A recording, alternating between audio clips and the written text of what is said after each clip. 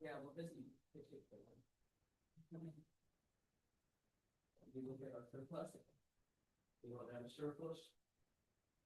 It's really double what we would want to do. Double what we do from service. Normally we try 95. What that month is it's well done. Just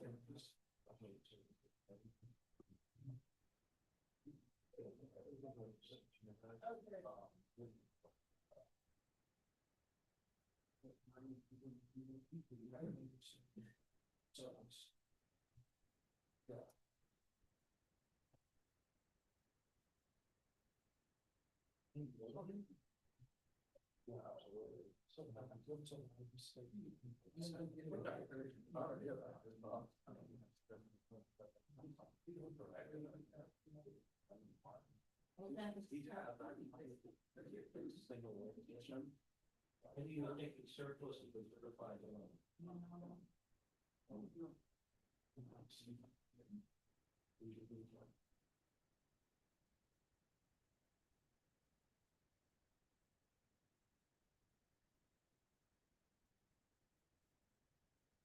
Yeah.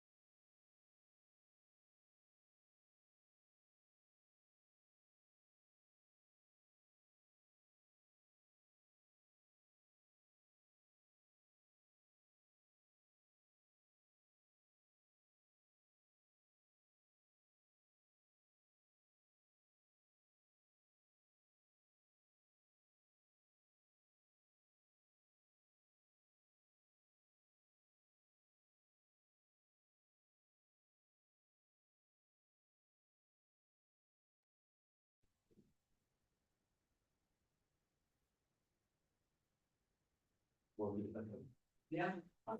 I call this Board of Trustees meeting, February 23rd, 2026, order. Please rise to the pledge.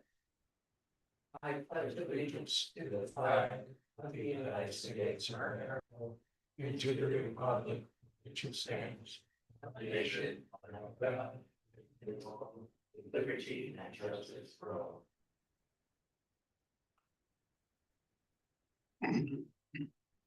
There anyone here who would like to have public comment? Oh, we're gonna turn the lights on. Oh, thank you for that. Even though I have a loud booming voice.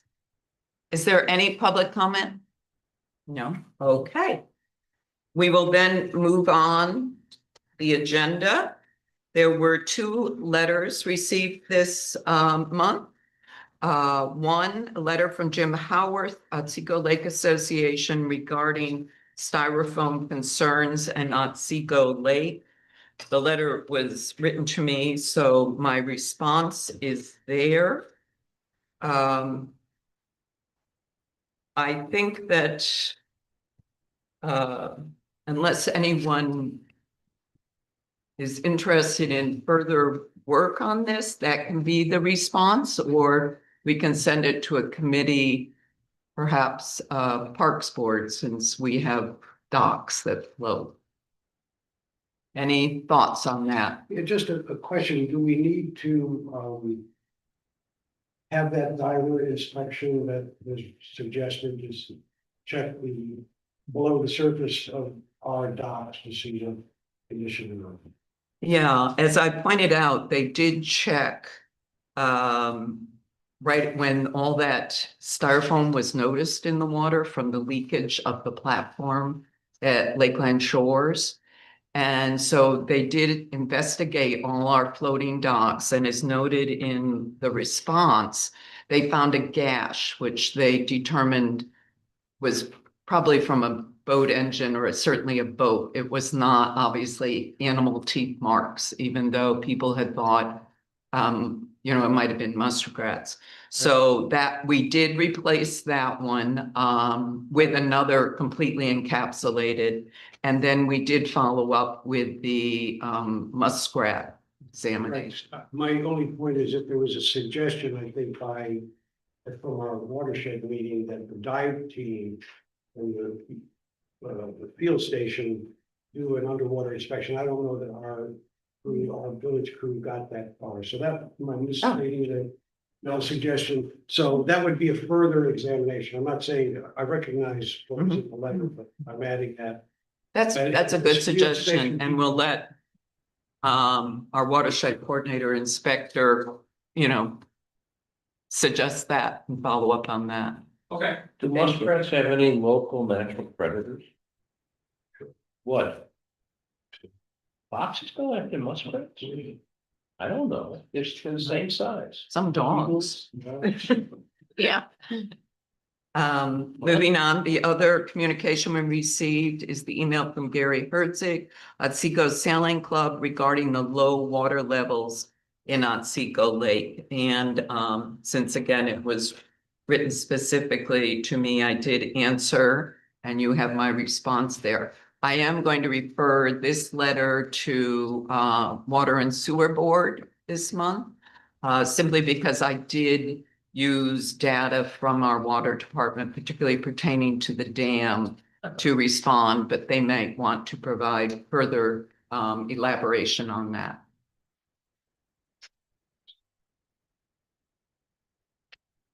We have a public hearing this evening, which will be opened at 6:30, pertaining to an update to our noise ordinance. Moving on, the minutes of our last meetings, I move that we approve the minutes of the January 26, 2026 regular meeting minutes and the February 17, 2026 Board of Assessment Review grievance meeting. Could we do those separately? A second? Do it separately because there were different people. Yeah, there were two different, you're correct. So let's begin with the regular meeting. I made the motion, seconded by Molly, with corrections submitted, because I know a couple of us submitted corrections. All in favor? Aye. The February I 7th. abstained. I wasn't there. Oh, okay, February 17th, 2026 Board of Assessment Review grievance meeting. I will move the approval of those minutes, which seconded by Molly. All in favor? Aye. I'll abstain.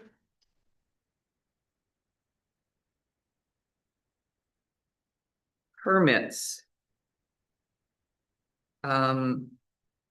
Let's go ahead and do the permits, and then I am going to move our watershed report up earlier in the meeting so that our watershed coordinator can speak and depart.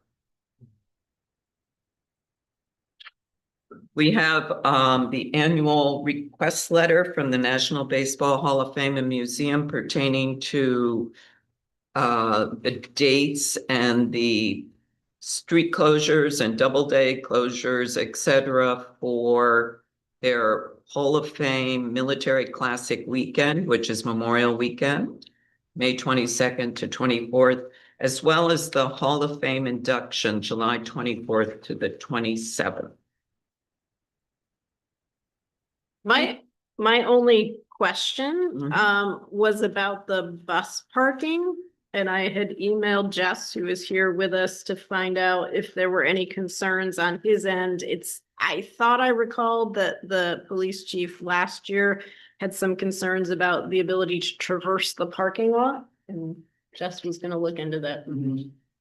So we are just looking for some clarification on what the whole request is. Are we closing half or the full double day lot? Because that's, I believe, where the bus. Last year, what we did was the sort of the front part that's from the dry cleaners across.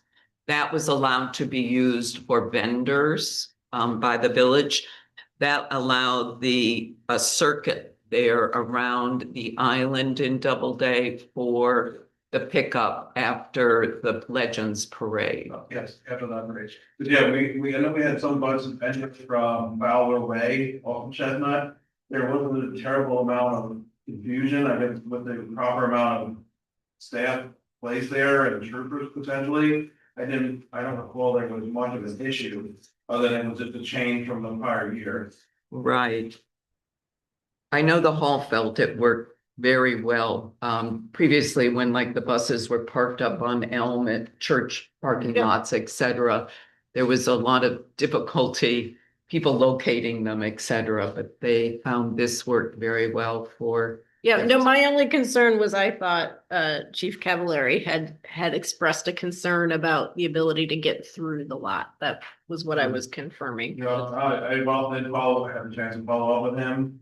It was just that question about the half usage, but there was no real voice Great. out Yeah, regarding that, so no issue with That's it. fine. with the Main Street closed, obviously, there's no real vehicle access Yeah. from Main Street. And that allowed that to be used for vending. I guess the only other comment I had about the classic sort of schematic that was put in here is there is a food truck that is placed in front of a business. There's just one. It seems to be the second half of one. Is that the one that says SAR? I can't read it. SAR. Sarchio. Sarchi. Yeah. I don't know exactly what it says either, but it seems to go with the one in the back, and I can imagine that the owner of that building Yeah. will say something about that placement. Yep. Because there seems to be very careful attention not to block any of the other businesses. There I seems to see. be two of those trucks, correct? Correct. We have any idea what they are? No, I mean, obviously, one is the high school vending. Oh. One is, these are vendors that the Hall of Fame basically utilizes. Okay. So if I can ask, in front of the batting cage facility, the parking spaces are empty, the handicap ones are, as indicated. Will there be, we've had issues with complaints about blocking access to that, so this is open then for? It is. The only time it was ever closed was that Bananas game. It's never been closed there for Hall of Fame events. All right, so we have to take care of Sorchiotto in front of helmets. Yes. Yeah, I think that should be relocated somewhere so it's not blocking one of our bricks and mortar businesses. Mhm. How are people gonna be going there during that? Mhm. Are they gonna be walking in with their laundry? Well, I mean, there are three businesses there. It's not just the laundromat. So there's a Rawlings retail store there, and there are, yes, I agree, it would be difficult to take your laundry in, but there are other things that are sold in that business Okay. block. So, and this is a schematic for the legend, for the baseball game weekend. This is not the Right. schematic for the bus circulation. This is the schematic for Memorial Day weekend, the classic, correct, and not the other. Not for the this is not the induction weekend. Right, so, but that we are going to be approving the induction weekend in this. Right, and they have, you'll note on your application form that really all they're requesting on those days are really the field use and 8 parking spaces alongside the creek all day. That was the same as last year. Saturday, again, double-day field parking lot closed all day, used for that's because the buses would be circulating for the Parade of Legends, and they stipulate the times for the double-day field use. Sunday, last year, we opened it and had paid parking on Sunday. And then Monday, again, they're using the field and 8 parking spaces along the creek. And, what, do we have any financial arrangement for this? Yes, it's in our budget. They give us money every year. Right, I'm just trying to remember what it is in terms of, we calculated it as estimated revenues from parking for the lawn. Yeah. I have a question. What the hell is this Mookie Wilson, that Wilson spelled improperly mean? Who made this thing up? They did? Would somebody tell them they need to fix that, please? I find it in the frontery. What are you looking at? They spelled Mookie Wilson wrong. Wilson spelled with 1 L, not 2. I do see things like this, you know? I don't know if it's a special name of a business. I don't know. No, he was a hero of the 1986 Mets. Yes. he beat the Right, Red Sox. but the. Yes, they beat the Red Sox. This is important to me. Okay. Okay, so with the clarification that no vehicle, whatever its name is, can be parked in front of the dry cleaner, are there any changes to the approvals of what has been requested? No, but we need to find a alternative space that we have to approve. How will we deal with that vehicle location? Do we have a suggestion? They will have to move it somewhere up in there. They've got one already. Yeah. Just seems like they've moved one around the corner, so put it back next to the other one. Yeah, Do you see that? I Yeah. do.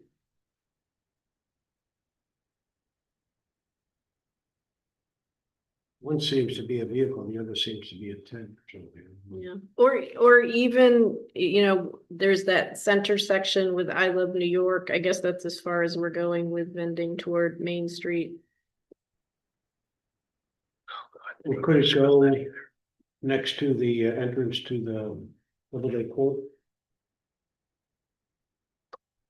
Yeah, I mean, I think rather than tell them where it should go, we should tell them that it can't. Can't go there. Be in front of that building and ask them to, Oh, something else? Yes, yes, yes. yes. Let Okay. them- Yeah.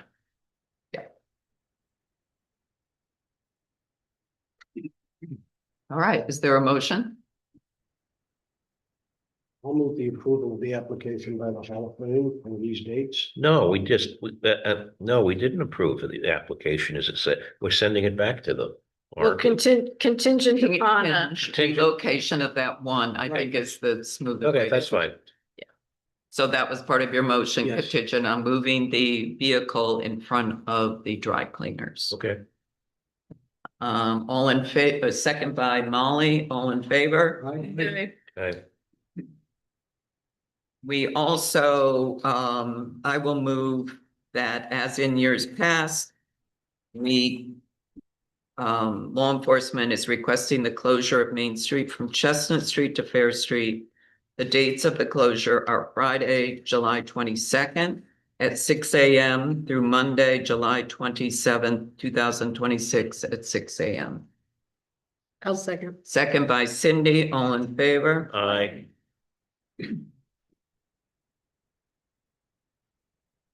All right, at this point, we have a watershed supervisory committee minutes in our packet, and I'm going to bring that forward at this time and allow Jake to speak to us about the progress on the Otsego Lake 90 plan. How far back? Yes. Do you want to? Hold on a minute, Jake. How far back in the packet are you? Near the very back. Thank you. The hands don't work. Thank you.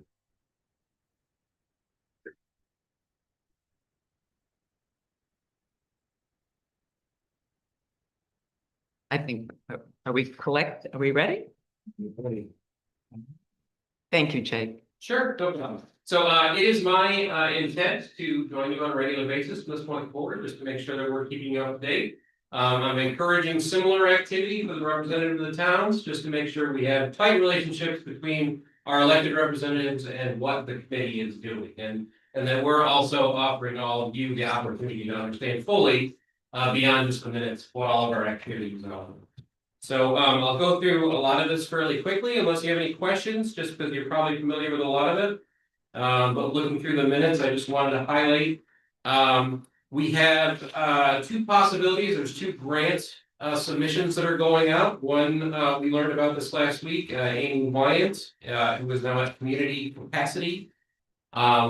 They are applying for a grant which would allow them to assist municipalities with grant application, grant administration. And also Ashley Seafried at Southern Tier Region, Southern Tier 8 Regional Board. The village supplied rather a letter of support for a similar application, which again would increase the capacity for grant application, grant administration.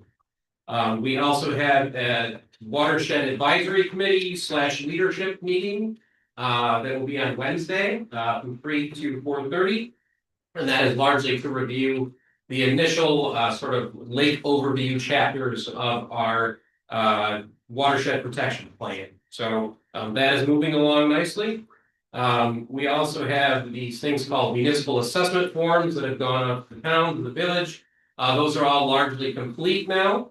I completed the village's one with Chris DeVille and Mitch Hotelling and just got some excellent feedback from Cindy. So that should be largely ready to go, and those will be submitted as well. And there's also a strong modeling component to the work, which is a big part of the grant. And that's also proceeding nicely. So we should be very close to a point where we can have larger conversations with the community about what best management practices we want to look at with that model. And there are certain things you can't, there are actually a number of things you can actually look at with the model because it's very specific to nutrients and water exchange and so forth. So we'll be looking to add all of those to the report as well, depending on what community is interested in. Can I ask you to pause? Yes, sir. Can you explain to us the regulatory review that you described, each municipality is doing and how what they're looking at relates to what we're trying to do to improve the lake? Sure. So the forms are fairly extensive. So you can imagine that for a village, it covers a lot of things that we don't really have to deal with, being a larger town with a lot of like undeveloped area and so forth. But the point is that we've now collected sort of a broad legal overview of sort of state, county regulations in addition to local municipal regulations. And then the form also allows all municipalities to sort of describe what their enforcement activities are relative to different sort of categories of stuff.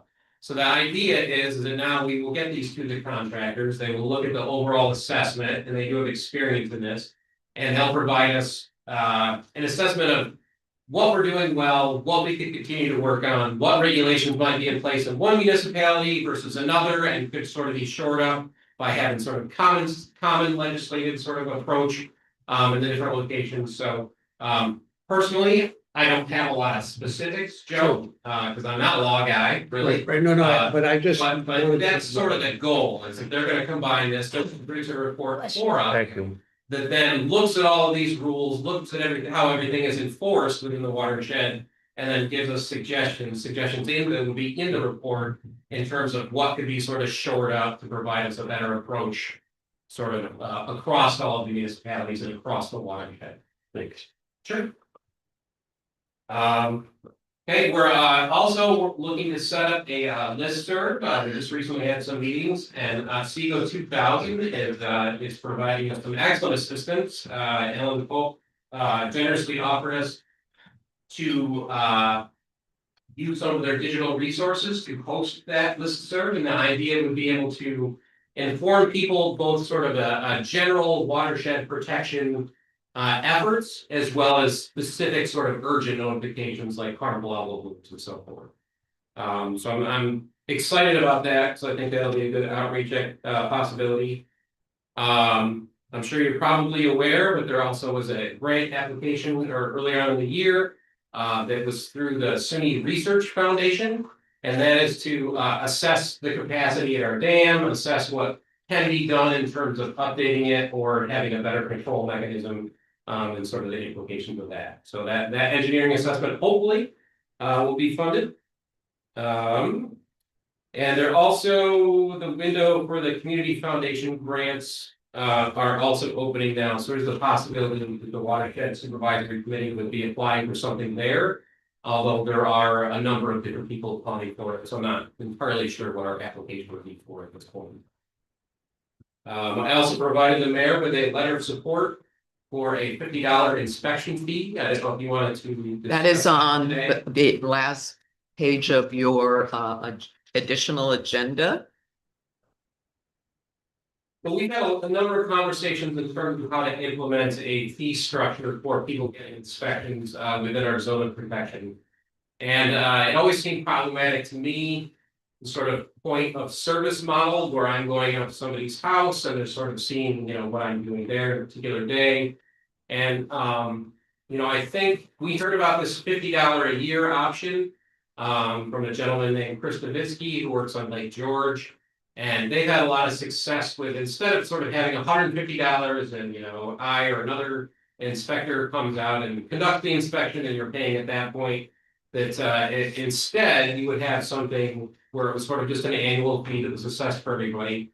And I think, that allows us to sort of capture all of the other activities that are part of the work beyond just, hey, I've showed up at your door and I'm going to assess sort of what's in your tank right now. It allows, obviously there's a lot of record keeping that's involved. There's a lot of work to contacting people and, I personally think that $50 approach is much better. So I did provide a letter of support to the village in terms of that idea. And I think I'm sure many of you sort of watch or attend and read the minutes for all the watershed meetings. And this one, they've had lake managers from other lakes come, but the one from Lake George, I proposed that idea and I thought that is, a very positive, and I've chatted with some people on the watershed board. It eliminates the whole, well, is a septic tank, it's just a holding tank. Should that be rated the same as? The bottom line, these are 375 septic systems in the watershed. And the idea of having an annual fee because you have a septic system keeps the importance of the watershed kind of in their minds, all the homeowners' minds, particularly because when Jake took over, there were some places that hadn't been inspected in more than 3 years, shall we say, and had no idea about it. If they're annually thinking about that with an annual $50 watershed fee, which works out to exactly the same as $150 every 3 years, but we don't have the difficulties of, okay, I just went out, bill this person sort of thing. It's having everybody pay their fair shot for the septic system. Couple of points.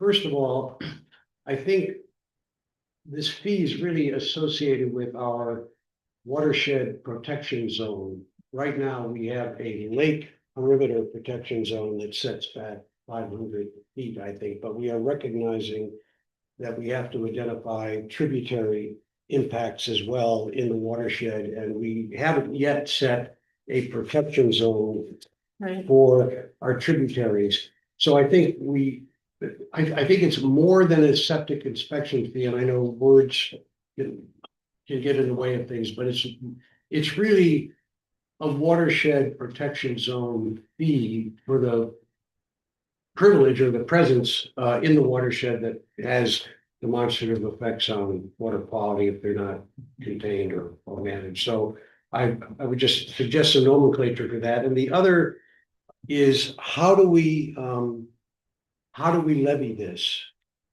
and identify the The law allows us to levy it. Oh, I know it does. I'm talking about the logistics But- of doing it. And before I get to that, again, with the understanding that we may need to redefine our watershed protection zone to encompass tributary setbacks. So you were gonna say?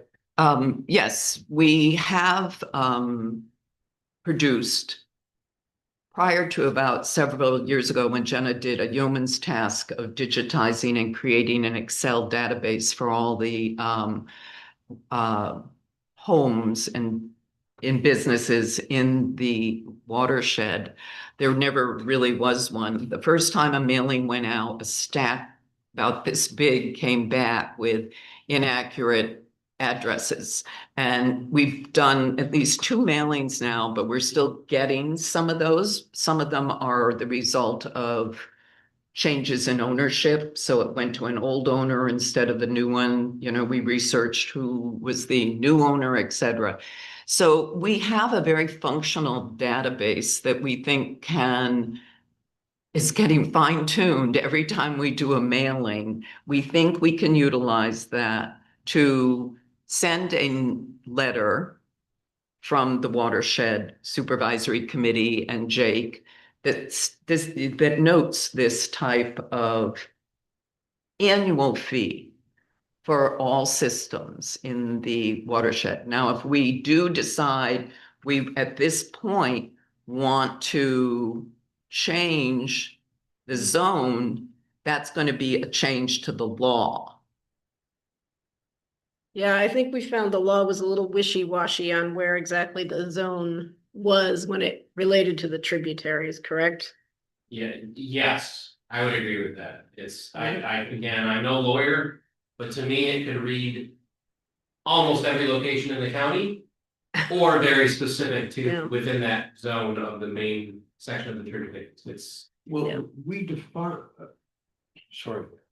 defined the setback at 500 feet. I think the question is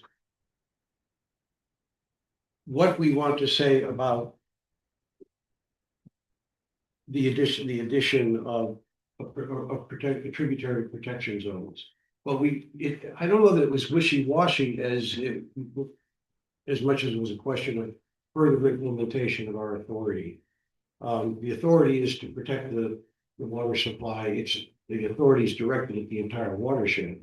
So the question is how we work with our fellow jurisdictions to have an efficient way. I was wondering if maybe, each local property tax levy would have a section, something to be much more than an annual bill that goes out to people. That maybe it works, but it's. The beauty of the annual bill is it keeps it in everyone's mind. Everyone knows that they have a system in the watershed, see the letter, see the information. It's not overly onerous. And I think perhaps we should try launching it the first year. Don't forget, we passed last March, this board unanimously approved the $150 fee, and we never got it off the ground. A few people who were inspected last to pay it. We feel that this might be a better way to move forward and help fund some of the additional expenses we're taking on, village taxpayers are taking on for the stewardship of the systems around the lake. Right. All I'm saying is that notice, I'm just trying to find a way to have a line item, maybe in something other than ideally, to me, it would be in a property tax bill because you're in the zone, and then the money comes in and it gets handled much more efficiently than our spending a fair bit of money every year setting up bills and monitoring and so on. Would there be We're already a very complex problem for Otsego County real property tax because we're divided into 2 townships, trust me. Well, but this is for everything. This is the entire watershed that we're talking about. Yeah, So that's why it's something to think about. All right, well, I will make a motion that we set a public hearing at our March trustee meeting to consider an annual $50 fee for watershed systems, septic systems. So are we doing, the law currently says 500 feet from the shoreline of Otsego Lake or within 100 feet of feeder streams. So are we doing both? That's what it Yes, defines. that's the zone of protection that has been stipulated. So if you want to modify it later with tributaries, I think No. that's No, it includes tributaries. 100 feet though, right? Yeah, Yes. 100 feet from tributaries. Yes. Or Right, feeder. so that's all the way up into the watershed, 100 feet on either side. I'm not, Right. I'm not suggesting changing that. Yeah. That's really. I think we begin with the 375 systems we know and begin with that list if others are determined later, but those are in the zone of protection. In terms of, No, in terms of the wording, I'm listening to what you're saying. And I would reword it to just state, the fee for any property within those zones. Zone of protection. I wouldn't use the word septic or whatever, because you just said that was a question. What did that mean?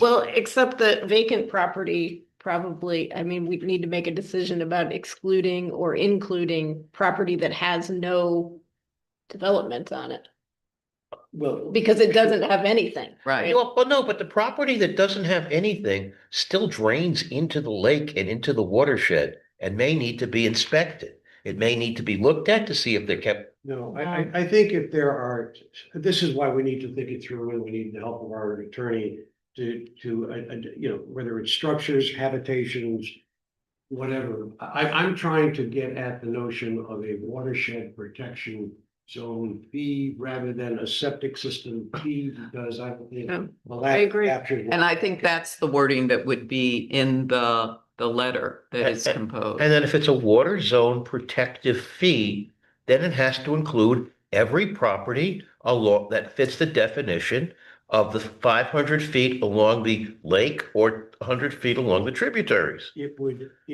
would define that. That's what the further, what it means. Yeah, I mean, I think we have, it's in the law. It's in the law. It's No, what I defined. mean is about whether it's vacant land or whether, look, Oh. we were all looking at systems and sanitary systems.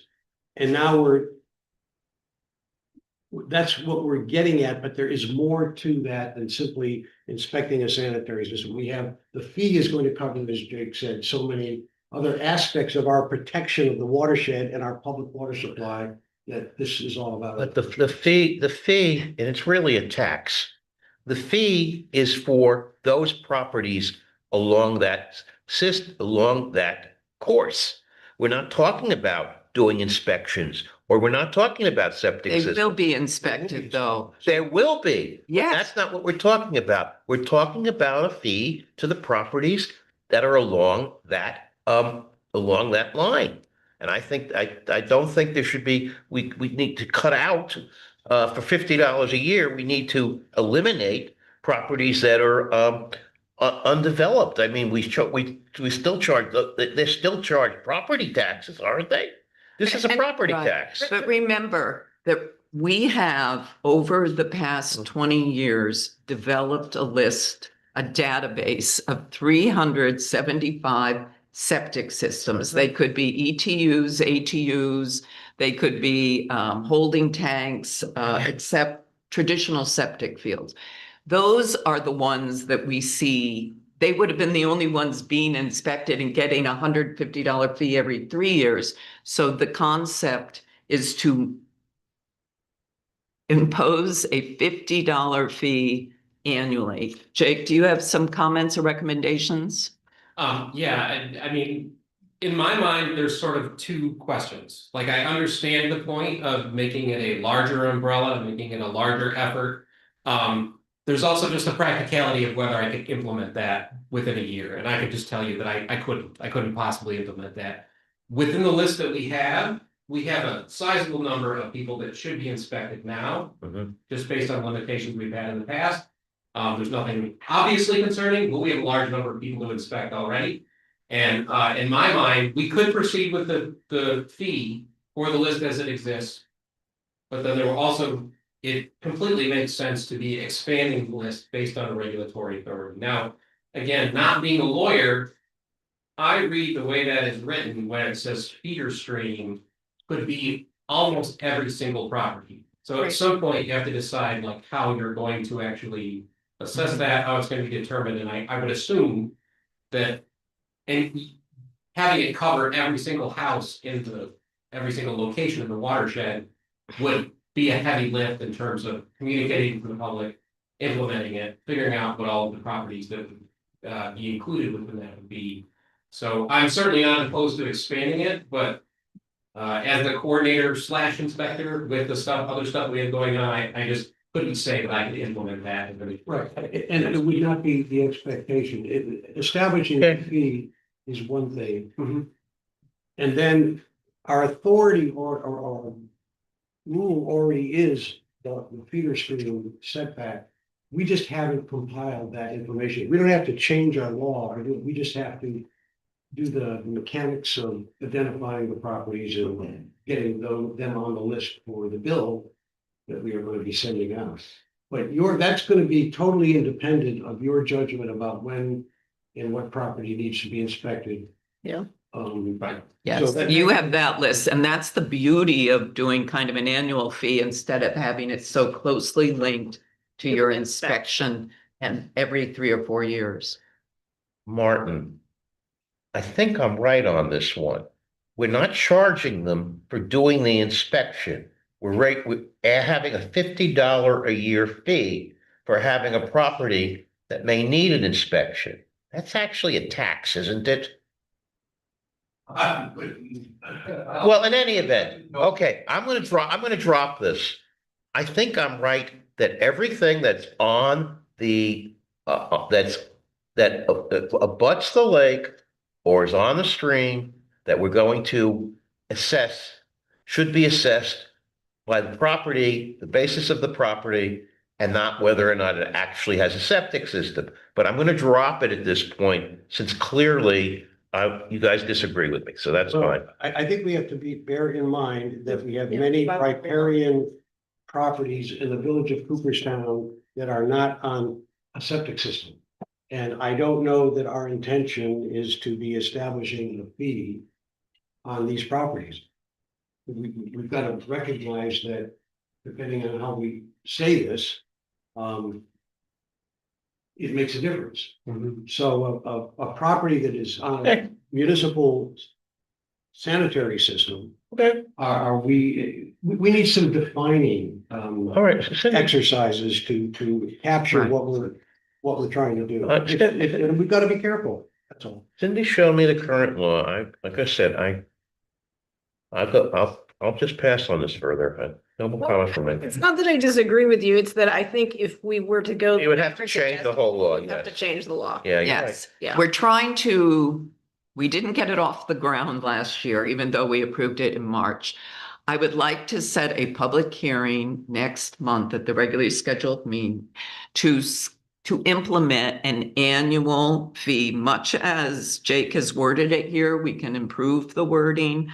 An annual septic inspection fee of $50 per household.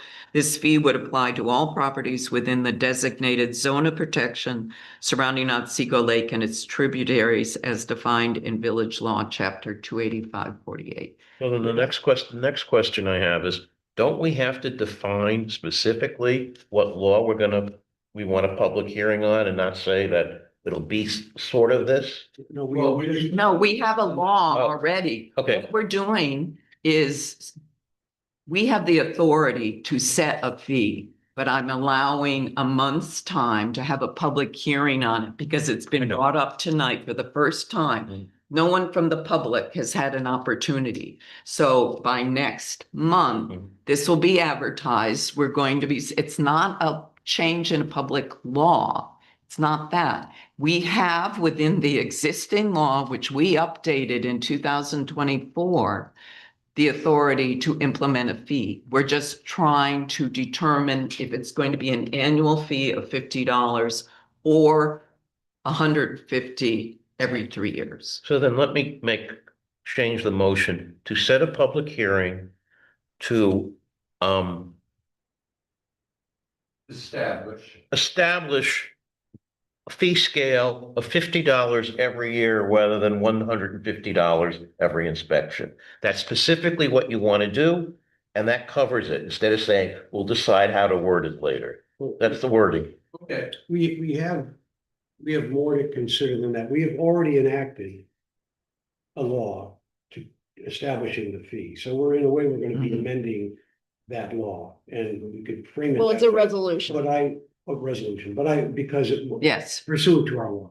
So we are having a watershed leadership meeting on Wednesday, 2 days from now. Very busy day, the 25th, with our budget discussions later on. But I recommend that we present on that to I the think, leaders that day, because I think they are going to, that they have been supportive and interested in understanding of the need for this, but I think this new approach could use some of their thinking, because I'm not sure just what the best logistical way to do this, and they may have some ideas or some pitfalls to avoid. So I think if we can get this to them and make our decision tonight about having a hearing broad enough so that we can take advantage of whatever we learn on Wednesday to make our hearing more useful when we have it. That's my Yeah. thought. all right. I have another question for the village attorney. When we set a public hearing and we vote to set a public hearing, don't we have to specifically say what we're setting that public hearing to do? Therefore, I have no problem with waiting for the meeting on Wednesday, but then we should be taking what they say and set the date for the public hearing at our next meeting. Just say, I think that law gives us the authority to impose a fee. That fee is actually imposed via a resolution, which is adopted in a different fashion.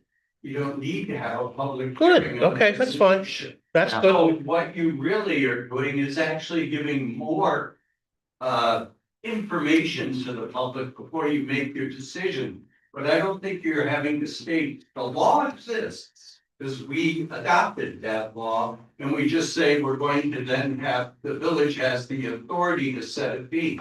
We set all of our fees by resolution. So we're not setting a public hearing to pass a law. We are having a discussion on a resolution at the next And then meeting, you'll pass. and therefore there's no need for a motion to set a public hearing. That's correct, but you probably, if you want to have a successful public hearing, I would suggest you have All right. some notice in the paper that. All right. I agree. No one would have heard of this. That is really the goal. It's Okay, not- fine. I back down. So it's a public information I- meeting that'll be informed by. I said I backed down. You got me. I'm not addressing your concern. No, I'll tell you what. So however we make this a public information session, I'm just recommending that we Yeah, make a presentation to the leadership. I think it's going to facilitate their understanding and support, and they more than likely will have ideas on how we can make this work for their people. all right. So we have agreed that we are going to have this public session, information session at our next meeting pertaining to the $50 annual fee for all these systems in the Otsego Lake watershed in the zone of protection. All right, does that need seconding here? Second. Seconded for the sake of. Well, Richard had raised his hand. Richard, all in second. favor? Aye. All right. Is there anything else you want to, thank you, Jake, so much for coming. I know that's largely the end of my list. I did want to point out, I don't know whether this is the appropriate forum. The committee is very interested in retaining the services of Dr. Yukova. And her contract does come up at the end of this year. It was a 3-year contract. It's now completed. So I'm just letting you all know that there is interest in It that. was actually, it's not a 3-year contract. It's a 1-year annual contract that we have renewed now for 3 years. Okay. It does expire, as have all the prior years, at the end of June. The SUNY Research Foundation, if you recall, always sends us a contract in July. At our July meeting, the village approves it, and we have reached out to all the townships in the past 3 years. The towns of Middlefield, Springfield, and Otsego have all contributed $5,000 each for a total of a $20,000 research fund stipend. I would like, if I may, first of all, I want to commend Jake for his work. This task, for those who are not as familiar with it as those who are working daily on the watershed committee, is it's a really important mission for the village's water supply system integrity. And there are many different points of view, many different interests in the jurisdiction surrounding the lake. And Jake, as the executive director and watershed coordinator, has been tasked with managing all of these different interests and focusing everybody's work to produce the best version of a 9-element plan for the health of the lake that we can come up with. And he brings to it his scientific background as a limnologist himself, but his task now is administrative in the extreme, and I will commend him and Chairperson Bertine McKenna for working with these citizen scientists, retired scientists, as well as the professionals like Dr. Yokota, who is, in my view, indispensable in this process, to get us on a course which we weren't sure we could get on, several months ago. So I want to thank you for that, but also, can you address just how you perceive the ground rules you persuaded everybody to accept, and how you think that's working with you as kind of a clearinghouse and director of this effort? Sure. Well, and a lot of my efforts have been centered around making sure I'm well aware of everything that's going on. Because there are a lot of activities, there's a lot of excellent volunteer work that is going on. But it's always good to have somebody who has the big picture of everything that we're doing, and that's the role that I tried to step into.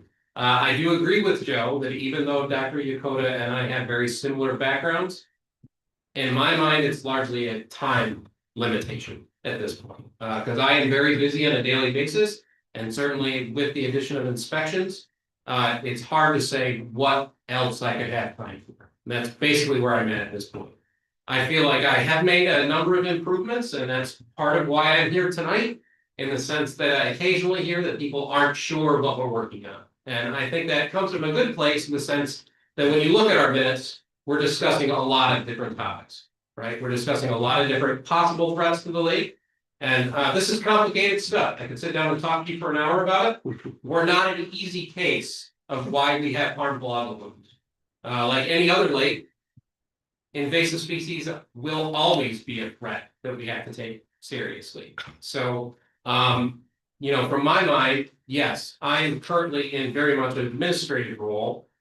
And I feel that having continual strong scientific input is very advantageous. The simple case is that people, even though they're very enthusiastic, often they don't know what they don't know about a topic. Just aspects that they're just not aware of. They get very passionate, they get into stuff, they read a ton of things, but there's still parts that they just won't understand because there isn't years and years of background behind it.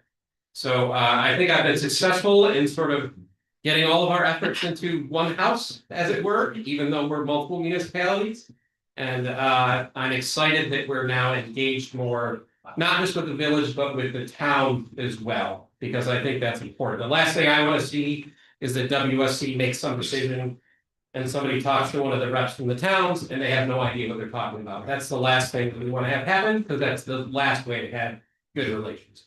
So yeah, I think I've made some good advances in what we're doing, but I very much so, and I wanted to be sure everyone understood that. And as to Dr. Yokota, her expertise is deep and wide and ongoing, so she brings that continuity to ongoing lake science to your desk and makes that work, I think, her work better and your work better. All right, thank you so much. Thanks, Jake. Thank you very much for coming, Jake. That's very helpful. So that's going to be the Watershed Supervisory Committee report.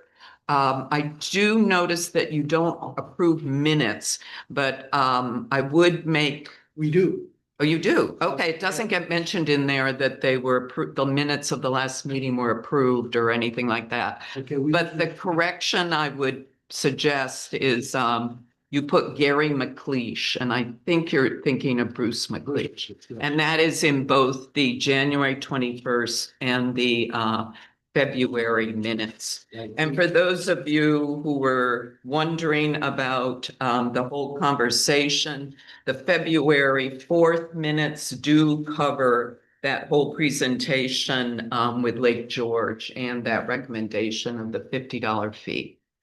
So at this point in time, I'm going to open the public hearing on proposed local law number 1 of 2026, amend section 172-110 Cooperstown noise ordinance, amend noise ordinance to address sound from mechanical units, including HVAC. And we discussed and kind of fine-tuned this last time. I don't know if anyone is here to speak about our noise ordinance. I'll leave that open for a few minutes, I think. And if you want, Cindy, while it's open, you can go ahead and just review the changes that we have looked at. Yeah, there are some small changes in terms of wording. So for instance, we replaced the word noise with the word sound, which is a more neutral way to describe sounds. But the big change in terms of content is in section 172-6, which is a new section to the law. It specifically deals with mechanically produced sound. And I think this is important to note in that I've talked to a couple people who understood these new limits in residential areas going down to 55 to be all sound. And that's not the case. We're talking specifically about sound that originates from mechanical units. And there are a good number of exemptions, including construction activities and property maintenance, both summer and winter. So really the intention here is to ensure that when people are putting mechanical equipment outside, like heat pumps, that's the example that keeps being used, that those heat pumps are quiet, that they don't sound like a hairdryer or a vacuum cleaner. You can still blow your leaves, you can still have a barbecue, you can still play music, you can still do all of those other things that we enjoy doing outside and which do make noise. But that's the big change. Again, there are a couple other minor things.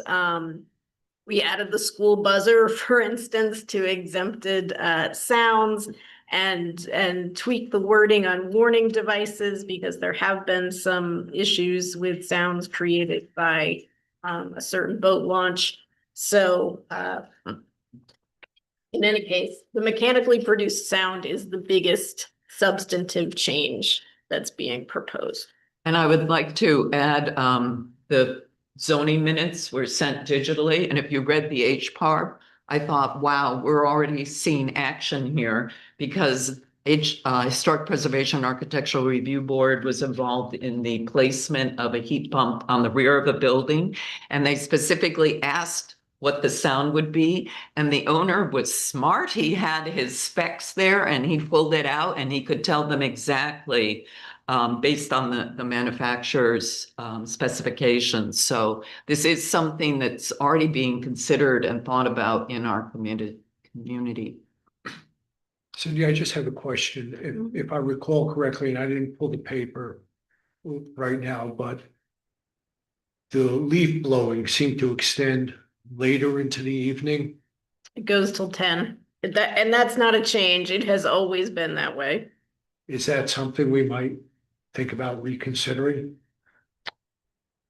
We could, as I said, that is not something that's new to this law. It has been there for years. So if it hasn't bothered you to this point, my guess is that it will continue not to be an issue. I promise not to blow leaves after. It's a neighbor. Is that during the summer when it stays light until after 9 o'clock and people are trying to do their property maintenance, they still have the ability to do that. But we haven't had any complaints on this, so Okay. I'm gonna make a motion to approve the, Oh, wait, so is anyone here to speak about it? I will close the public hearing. Now go ahead. make a motion to approve the amended Cooperstown noise ordinances as outlined in our back packet here. Second by Molly. Any further discussion? All in favor? I- All right. I guess, George, I can't have a heat pump. No, you can, most heat pumps are nowhere near this level. Yeah, but the problem is, the only place I could put a heat pump would be right pointing at his house. I will let you visit a heat pump that is imperceivable Okay, in terms thank of sound. Next up, we have the zoning officials report. There was no ZBA meeting in the month of February, but you were sent the minutes digitally of both HPARB and the planning board. Motion to accept the zoning officials enforcement officers report Moved. by Cindy, second by George, all in favor? Aye. All right, we're now moving on to public safety.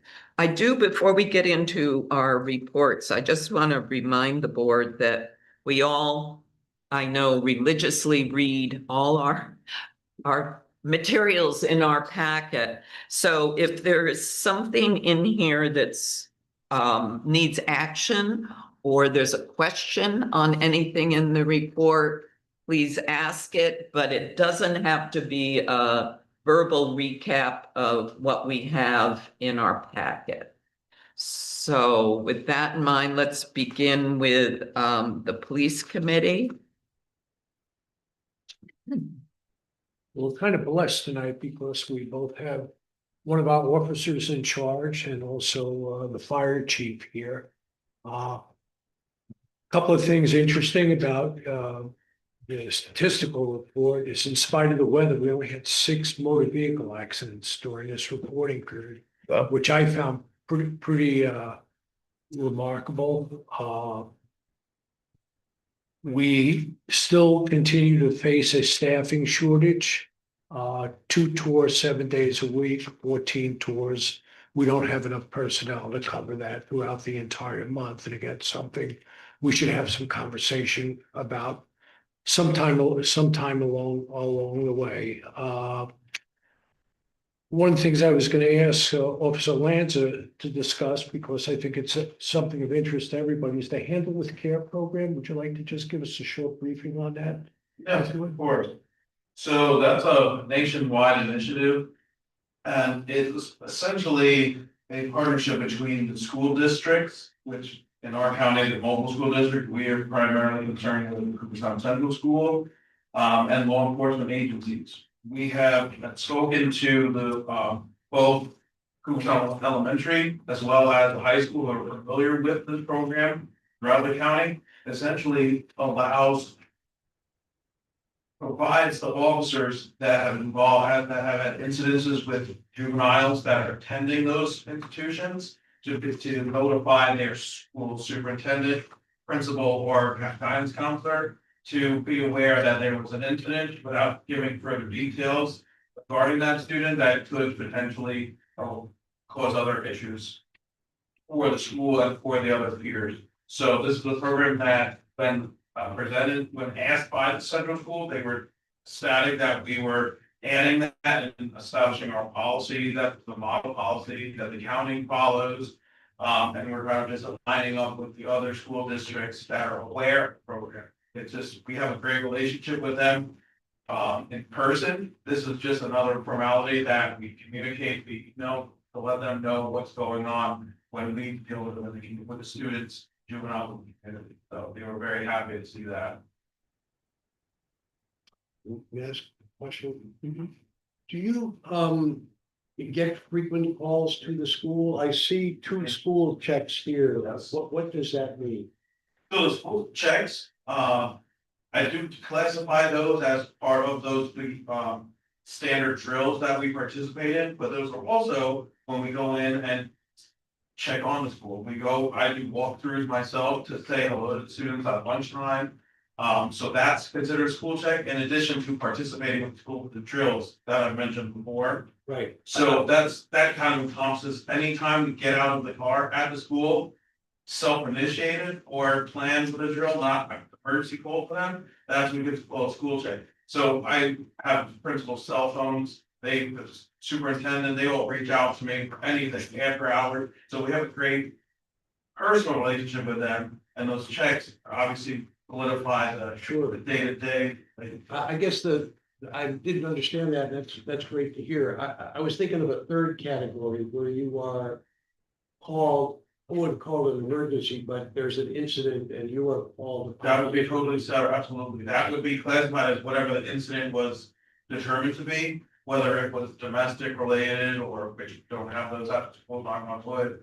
But that would be classified anywhere. It just happens when we hit car at that location. So a check is totally separate than Right. an incident requiring police action. So my question is, in terms of incidents, if we'll use that term, with what frequency are you dealing with incidents at the school? I'm just curious. Are quite infrequent. I can recall only one, and that was because it was at pickup time. But it even didn't occur in the county, in the village. It was a follow-up investigation that occurred in Clyde Creek. But that's part of our school district, so it just ended up there, so we were able to participate. But it's very infrequent that we have issues, again, with students or parents or faculty. That's why we have that, try to get there and do those checks and maintain that relationship. Yeah. Thank you. Yeah, that's great. The second issue that we had some discussion during this reporting period was on the concept of mutual aid. And one of the unique characteristics of our police department compared to larger agencies, we staff 2 doors 7 days a week rather than 7 by 24 as many.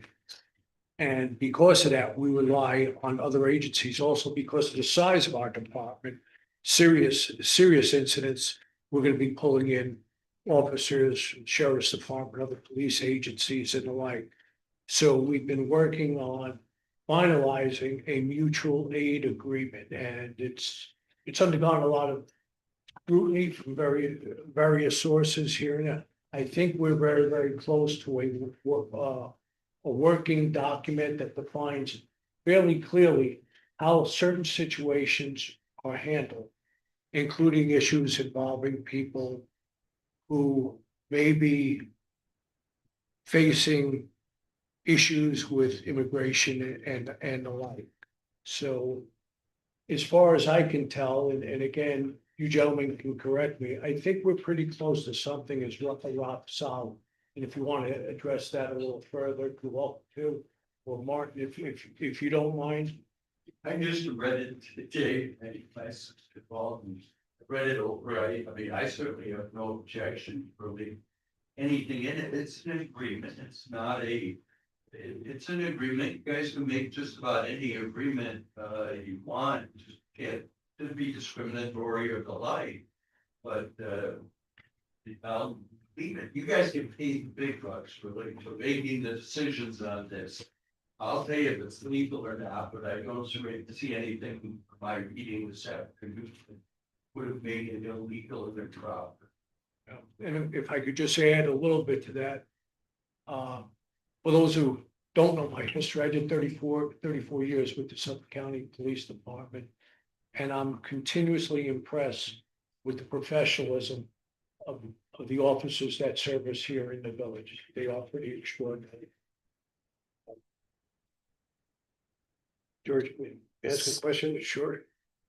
So the mutual aid issue document is what we've been discussing. Is that, or is there another one we're talking about? This is the county and the city and the village mutual aid agreement, or is there something else we're talking about? No, this is. It is the one Right. that the police department and the police committee was asked to look at. The Right. recommendation from this board was that in particular on page 2, that the word judicial be added before warrants, conducting joint investigations and executions of judicial warrants.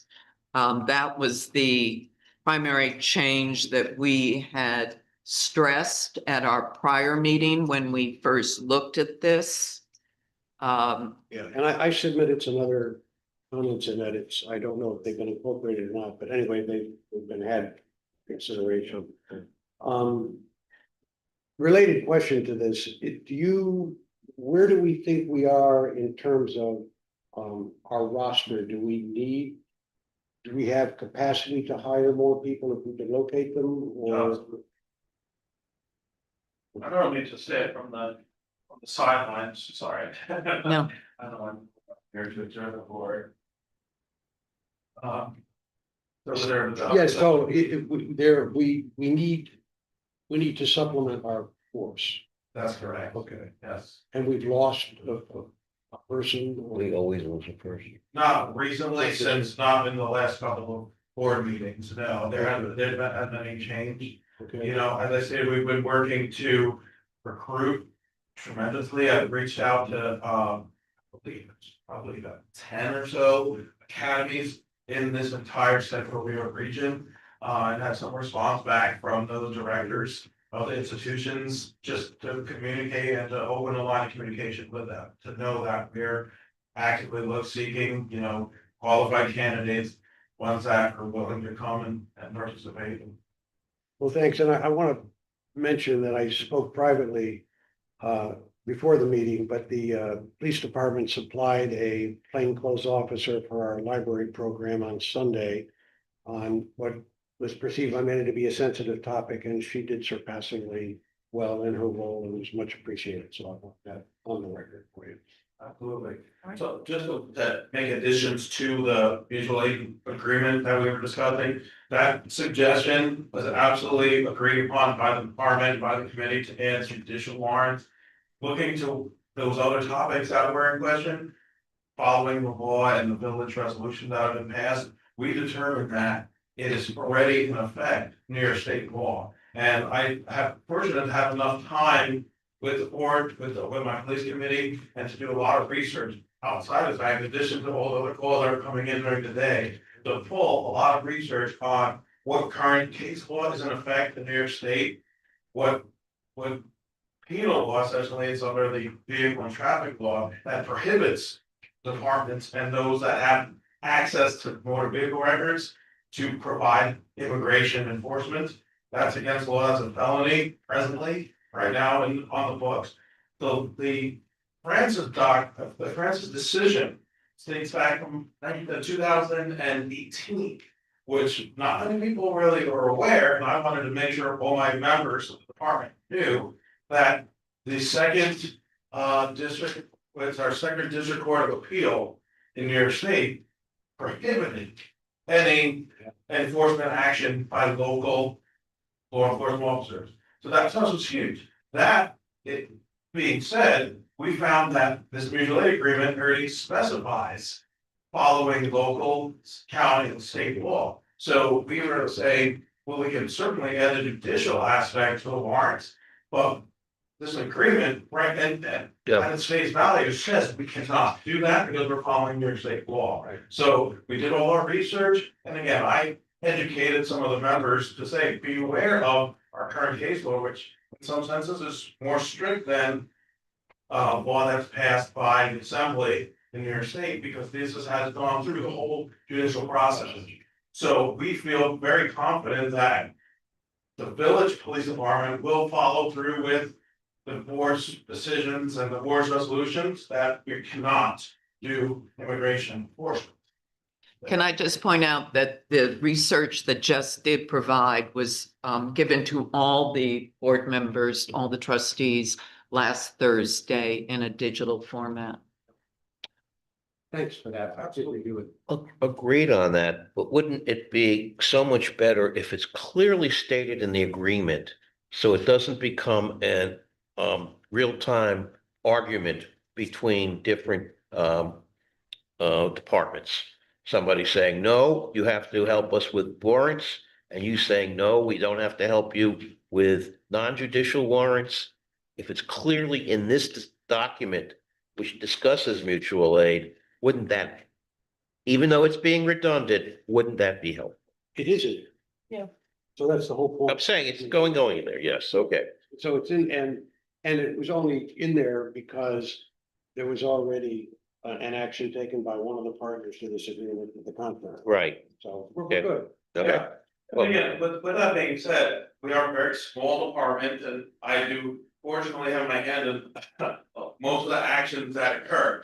Knowing that, we're kind of planning for the growth. We are all on the same page that we want more members. Well, those members bring other things to the table as well, their own opinions and all that. But if we follow the proper chain of command and that I'm aware of what we can and can't do and what the board's, desires are, I don't see that being a problem whatsoever. Because at the end of the day, this mutual aid agreement, which and put in effect, they still have to answer to their superiors, which are village officials, right? The village officer in charge, the mayor. So it's not that they can follow a direct command from another agency that has totally different objectives, even though that agency still has to follow your state law. Right. So they're still violating law. They have the answer to me, essentially. So that, again, the bigger picture, when we get more members, yes, they'll all be aware of that, but I don't see it as an issue with that, knowing that I can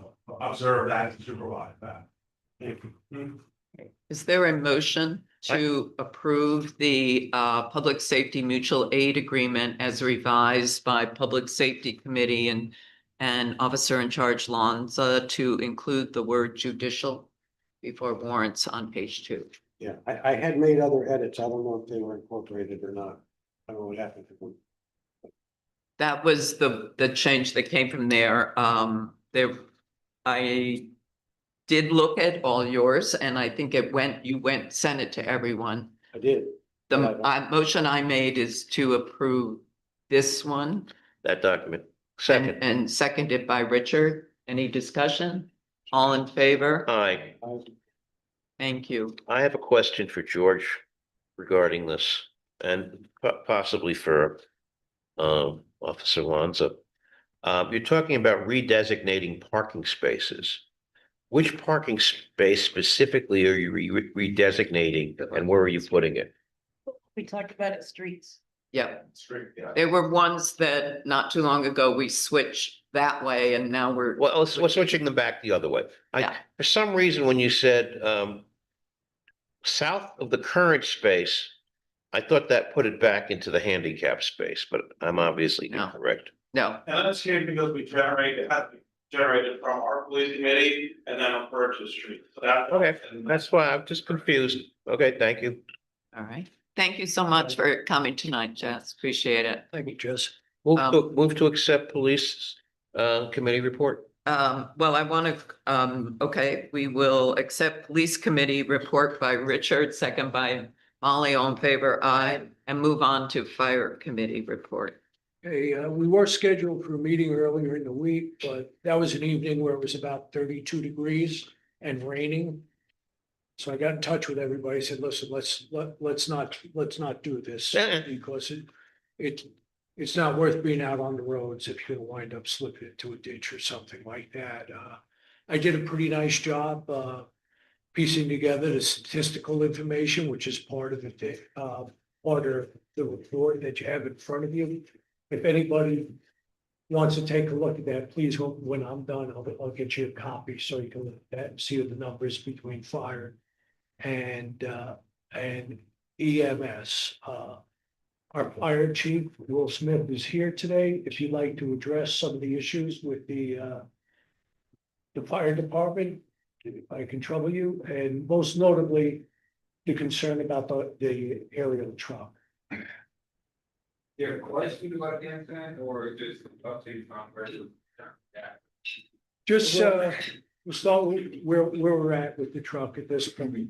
Well, if we could back up, if you could just give us a report of what transpired and then where we are with its repair. I'd like to Yeah, no problem. hear the whole Okay. story. So, a week ago Sunday, while I was using them for training and testing it out, there was an incident that occurred at Clark's gym where the ladder in charge of the truck made contact, the blacktop, and in the process bent the outer fly of the ladder.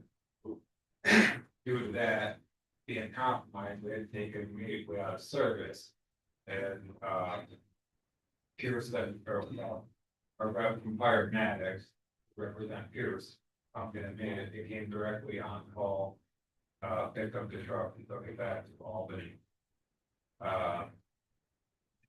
They done test and looked it over, they believe it's just the outer fly that's damaged. At this moment, it's on order, we shipped from Wisconsin to here, March 23rd. And once we get it in possession in Albany, it should be no more than 2 weeks back in service. Do you have a sense of what happened? How? Was it the equipment failure, operator involved, or what's your sense of that? It was reported as equipment failure. They are still currently it's believed, the operator believes that as he was making descent to the ground, he released the control, but it continued downward and collision with the blacktop. The truck is very, very highly technologically built to know exact increments and maneuvers done on the truck. So they're currently reviewing all of that to determine if it was an operator error. So did turn over 2 different surveillance footage taken at the gym. But after review of the tapes, there's probably not gonna find anything on that, because it's not really showing. Now, informally, I heard there was a question about the outriggers that stabilize the unit. Is that a different problem, or is that? That's what prompted them to go to the gym, but that is a total different problem. They're on a completely different circuit, so if there was a malfunction, the outriggers, first of all, the ladder would have never. So the outriggers are not a problem. What's that? The outriggers are not a problem. No. Okay, thank you. Given the expense of that vehicle, do you have training protocols or deployment protocols in place for use of that vehicle? And who has to be? Is there a certification process, and only a certified driver can at least, or operator? Currently, we do only have 5 operators, and when we bought the truck. I was not current chief at that time, but when we bought it, I did go through training too. For a month, we had extensive training with the rep from Pierce themselves, and we watched numerous videos and had hands-on training at different locations. And then it was up to the discretion of that current chief to approve certain drivers. And I, so far as chief, have not any further drivers. So is there isn't kind of an independent, we have in our streets department, you can have a heavy motor equipment operator certificate that comes from an independent entity, that the state government. Is there a corresponding certification process for this kind of equipment, or is it all internal? It's mainly internal. In our current bylaws, you just have to be a full member, according to New York state law, 18 years of age with a valid driver's license. That leaves it up to the discretion of the department to approve that person. We do kind of set a standard of, in order to become a driver, you should take a course called EVOP, emergency vehicle operation course. And then further with that, there are courses that can be taken, such as aerial operators course. I'm not sure if the technical name of it, but we currently have 1 member, 2 members that have taken that. So those are more, this is very interesting to me, because I keep coming back to, the work we're doing with our streets department and getting drivers and staff members certified. You know. We're doing our way best to do beyond our that. jurisdiction, because we don't control it, so it's interesting that the minimum requirement is 18 years old and a motor vehicle driver's license, not even a heavy equipment operator's license. Yeah, so- You're also fighting different entities. This is state law, due to the fact that we are a dying breed, we are desperate in need of recruits, people to man and staff these trucks. The state, like I, as a side job, drive a garbage truck, I am required by state law to have a DOT or a class B license. Right. That license is not required for fire departments due to the fact that the recruitment isn't there to retain members that have a CDL trucks. That's just something that the state, on a state level, has required to try to alleviate the strain of volunteers. Joe, and that's what our streets personnel have to have as a CDL. Right. Richard, I would like to thank you and the department for all you do with what limitations you have, and appreciate in every way possible what you guys do to protect the community and work through everything that you have to work through to do it. So thank you. I think we all concur with that. We are so very, very fortunate. I go to many state conferences, and the number one refrain is we can't have a fire department. We have no volunteers, and we are so fortunate that you're dedicated, do the training, put the practice in, and serve our community so well. So thank you, Chief Smith. And thank you for coming tonight. Really appreciate it. Move to approve, move to accept, I'm sorry, God, I'm the one who did that. Move to accept the fire department, fire EMS minutes. It's a report, it's not minutes because. Or the report. I'll Report. second it. All in favor. Aye. Aye. Okay. Thank you, Richard. Moving on, Doubleday Advisory Committee. So as you can see, we had a really brief meeting last month, and I think it only lasted like 4 minutes or something. We really didn't really have a whole lot to discuss besides for me updating the committee that we did approve for the wiffle ball game to happen in June, and everyone seemed to be really excited about that. And the only other major thing we discussed in that short meeting was the again, the JSB signage. I did get a little bit of an update from Mitch about how big the sign could be. I guess there is a sign in that picnic table or area right now, and it's 18 inches by 24 inches. It's plastic, and it's so it's not really that big of a sign, and that's what. So there's Oh. one 18 by 24 inch Uh, sign Inside. that we're looking to put on the wall Yeah, up well, on the south end of the Fowler well, Pavilion. yeah. And so that's really how big the sign would be if you guys would be willing to approve it. And again, this would be what the sign would be. So that one sign with both those emblems is 18 Yeah. by 24? 18 by 24, yeah.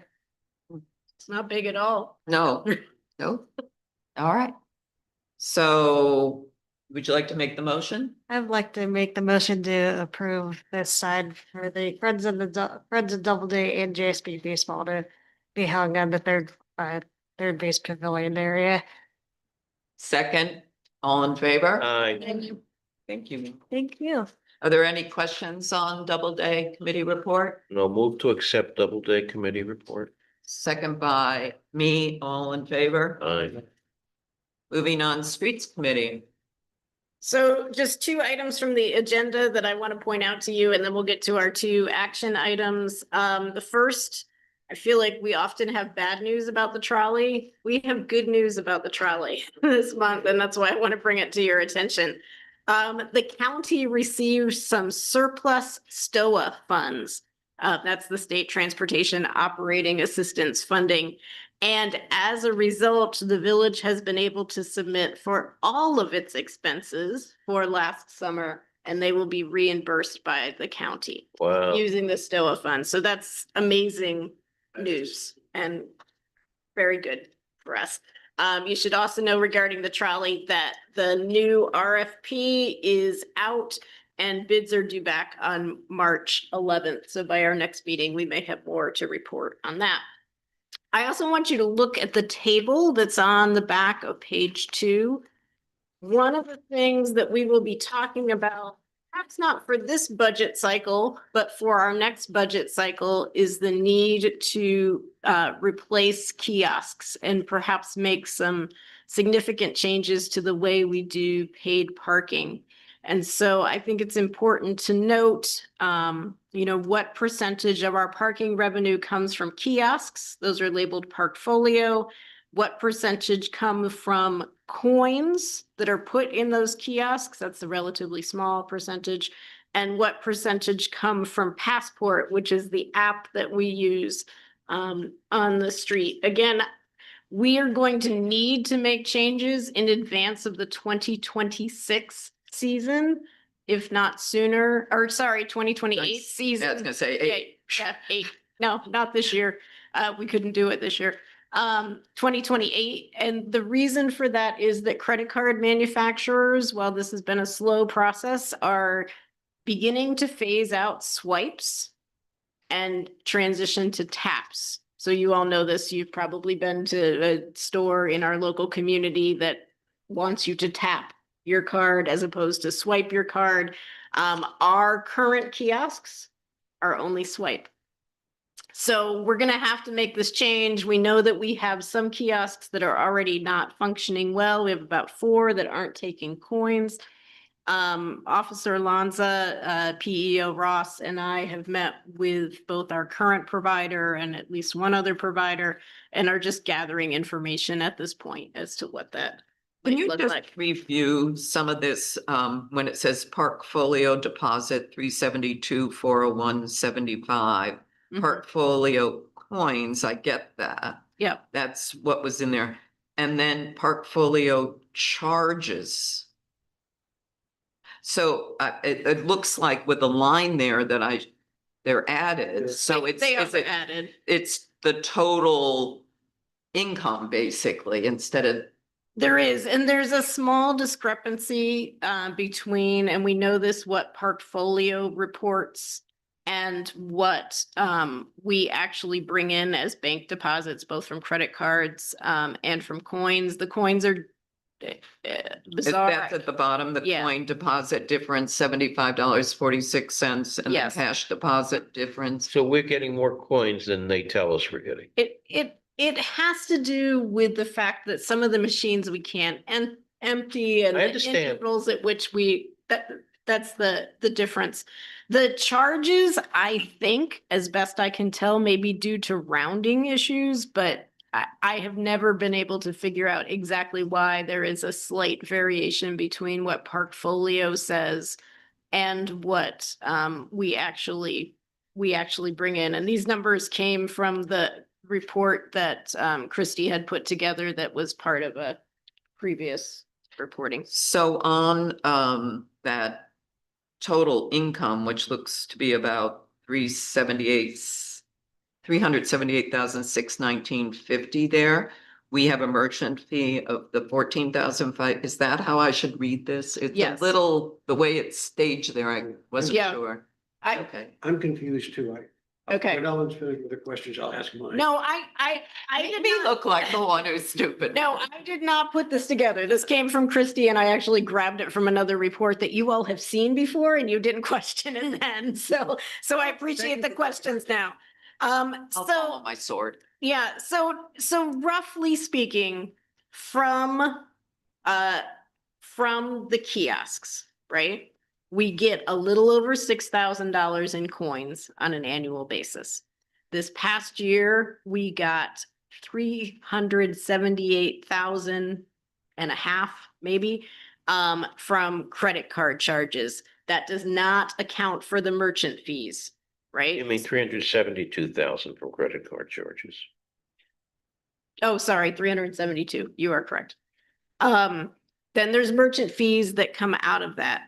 To get to our total, though, you have to add the passport deposits. We love the way Passport works with us because they do all of the behind the scenes stuff and they just issue us what the portion that is ours. It is fantastic. And that's why there are not all of these various calculations for Passport. They do that for us, but and we'd have to have Christie explain to us exactly why there are the coin and the cash differences, but there are. Okay, so can you explain, maybe you just said all this and it went right over my head, Yeah, but what is the relationship between $378,619 and $378,443? Those two. I don't get it, because our total is 482, which I think we get by adding the 90,000. Right. correct. So why, what's the relationship between these two numbers, the two 378s? One is what their back of office says, which often includes like cents and like the 53 cent. It has never, since we've used them, made a lot of sense because we don't charge 53 cents for anything. And the deposits are what was actually deposited. So you can see Christie has indicated that there is a difference of $175.84. Just like with the coins, there's a difference of $75.48. Okay, so there's just some sort of loss between these two numbers, but they are not, they're the same, they're trying to be the same number. They are trying to be They're the trying same. to be. Clearly, I should have just erased the top column so that you could see our actual deposits. May I make a comment? Yes, In business, you have a concept of too costly to collect. This is not worth the effort to try and dig deep to figure out why we're off by $225. The cost to do that will be much greater than $225 in terms of time. I would agree with you. But our treasurer's department always has done this, even Yeah. from Yeah. the very I'm beginning. not saying to Yeah. jumble the numbers, but we Yeah. have, there's certain small numbers that you have to just accept that there is, Particularly when they're to our favor. yes. Yeah. Yes. Or when they're not. In any case, I just wanted you to have the numbers because one of the things that we're going to be talking about is whether we can transition to fewer kiosks. Not a discussion for tonight, but just so you know, not even a discussion for this year's budget meetings, but a future discussion will be about how we collect and we will be talking about pay by plate as opposed to pay and display and lots of different. And you're not things. thinking we could put this in for this year. It's too late to do it No, it's not for this year. It's for next year. next year, but it's gonna take us that long to all get on the same page, I think.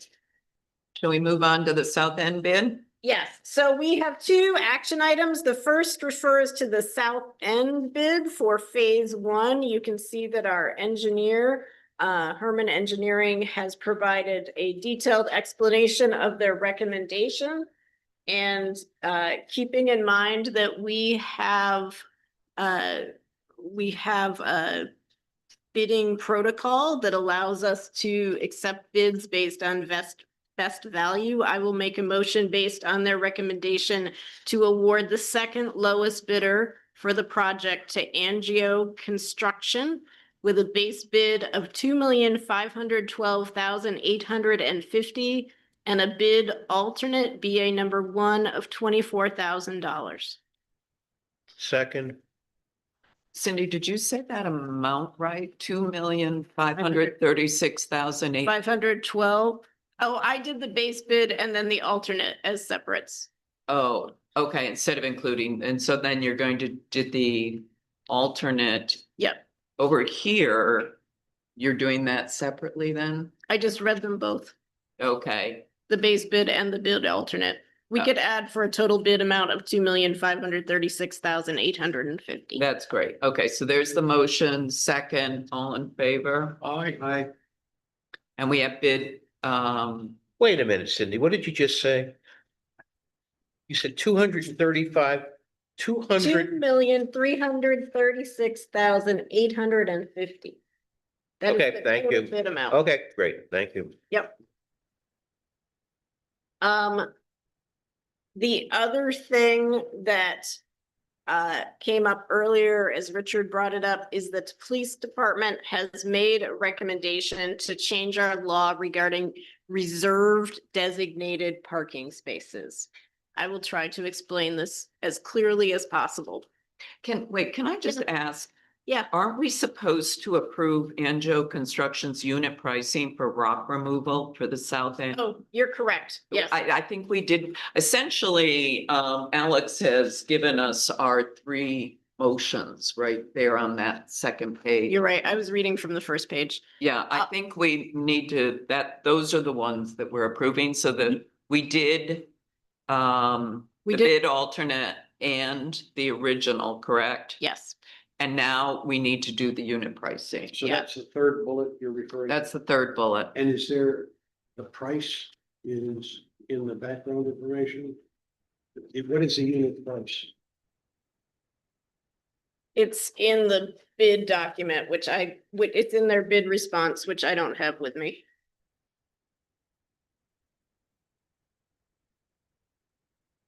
We don't really have a choice. We can't have another company come in to do. It's all been Yeah. part of that one bid, but I think it's important to make that motion as well. Yes, so I'll make a motion to approve Anjo Construction's unit price for rock removal for the South End Infrastructure Improvements Phase 1. By Cindy, second by Molly, all in favor? Aye. All right, now we can go on. Now to we can those talk about parking space. All right, so I want you to imagine Fair Street, right out here, right? Right out that way, and you're standing on Main. As you look down, there's a series of village official parking. That's not changing. And then there is accessible parking. That's not changing. And then there are two parking spaces that fall between Stagecoach Lane and the entry to Edgewater. One of them is currently police parking, and the other one is village official parking. That's where one of the changes is. The request is to make both of those police parking, so they can park the two vehicles nose to bumper and have them there. It will help facilitate snow removal tremendously. Then on the other side, the north side of the entrance to Edgewater, there is another police space and then another village official space. And they would like both of those to go to village official. So there will be no net change in the number of police parking spaces, nor the number of village official spaces. It's just a shuffle. So moved. The reason, and some of us may recall when they set it up that way, and the reason they broke up the police spaces is the cable wire on the utility pole. They didn't think they could safely get someone out of the back seat, Yeah. but they remove individuals in the police car from the whole handicap sort of section there and then park the car. So this is their preferred choice, and it does simplify things. It does. It makes the law cleaner. It might be easier to understand. And Officer Alonso also suggested that rather use the term Edgewater, which is how I would describe that property, that we refer to it as One Lake Street. So I have added that as well. So I will make a motion to set a public hearing for our next regularly scheduled meetings to consider changes in parking requirements under chapter 270-14, letters B and F. Motion Second. made, second by Richard, all in favor? Aye.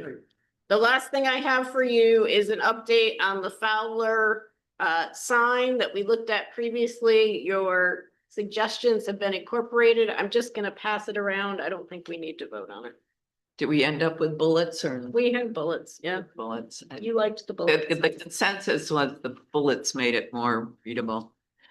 Motion to accept Streets Committee report by Molly, second by me, all in favor. Aye. Moving on to Buildings Committee. There are no action items. Move to accept Buildings Committee. Just love how Oh, that's speedy. you You are. wanted to Oh, vote on the Oh, you, step things. oh, okay. We didn't do, did we? show me, sorry, my mistake. The heaters for the front steps. Oh, yes, there was a discussion, Mitch suggested getting heaters for the front steps because they were getting killed with, they were getting damaged with all the snow and ice removal. And these would be basically rubber mats that go on the steps. And they would be attached to an electrical supply. There are arguments in favor of it. The argument against it is somebody could trip on it. The argument in the current situation is somebody can trip or slide on what we have now. Yep. So 6 of one, half a dozen of the other. Is this, we have funds in the budget for this or? We do. Yeah, Yeah. so, Yeah. all right, And we have a donor if we don't have funds in the budget. all right. Can I ask just one question? Is there any update on that investigation, for heating geothermal, investigation? We have provided them with many plans of the building, original plans, more recent plans, as-built plans. Yeah, and they have been here. Right, I knew they were, so they're investigating that. Do they have a reporting date for us? We told them that it wasn't a huge rush. We just kind of approved the amount last Yeah, month. Yeah, yeah. so, Thanks. all right, motion to accept Buildings Committee report I'll move. by Cindy, second by George, all in favor. All right. Moving on to finance and personnel, and Joe, you have 2 additional finance items on the additional agenda. Right, and we can incorporate them into the consent agenda if that's permitted. I just wanted to highlight a couple of things. First, we met with our RBC investor company that manages our LoSAP funds to hear some investment advice from them and the status that they think our assets have in terms of their ability to meet our retirement payouts. And they gave us, they believe that the account is in good shape. They made some suggestions. One is to rebalance the fund to show, I think we're now at 45, 55 balance in equities to. Yeah. The equities traditionally, we were like 40-60, 40 equities, 60 bonds, but the growth in the stock market has meant that we shifted to almost 47% of our holdings were there. They had indicated that many other municipalities with this type of LoSAP account have rebalanced and have gone, 50-50, et cetera. We opted and recommended a 45-55 split. So, and they were very informative, very reassuring, behaving prudently with our investment facilities. That was good to hear. We have an increase in our betterment lighting costs because of the bids that were finally brought in. Entailed an increase in $12,000 for the cost of our lighting at the south end entrance coming up Chestnut Street. Other than that, unless I am missing something that others want to bring up, I move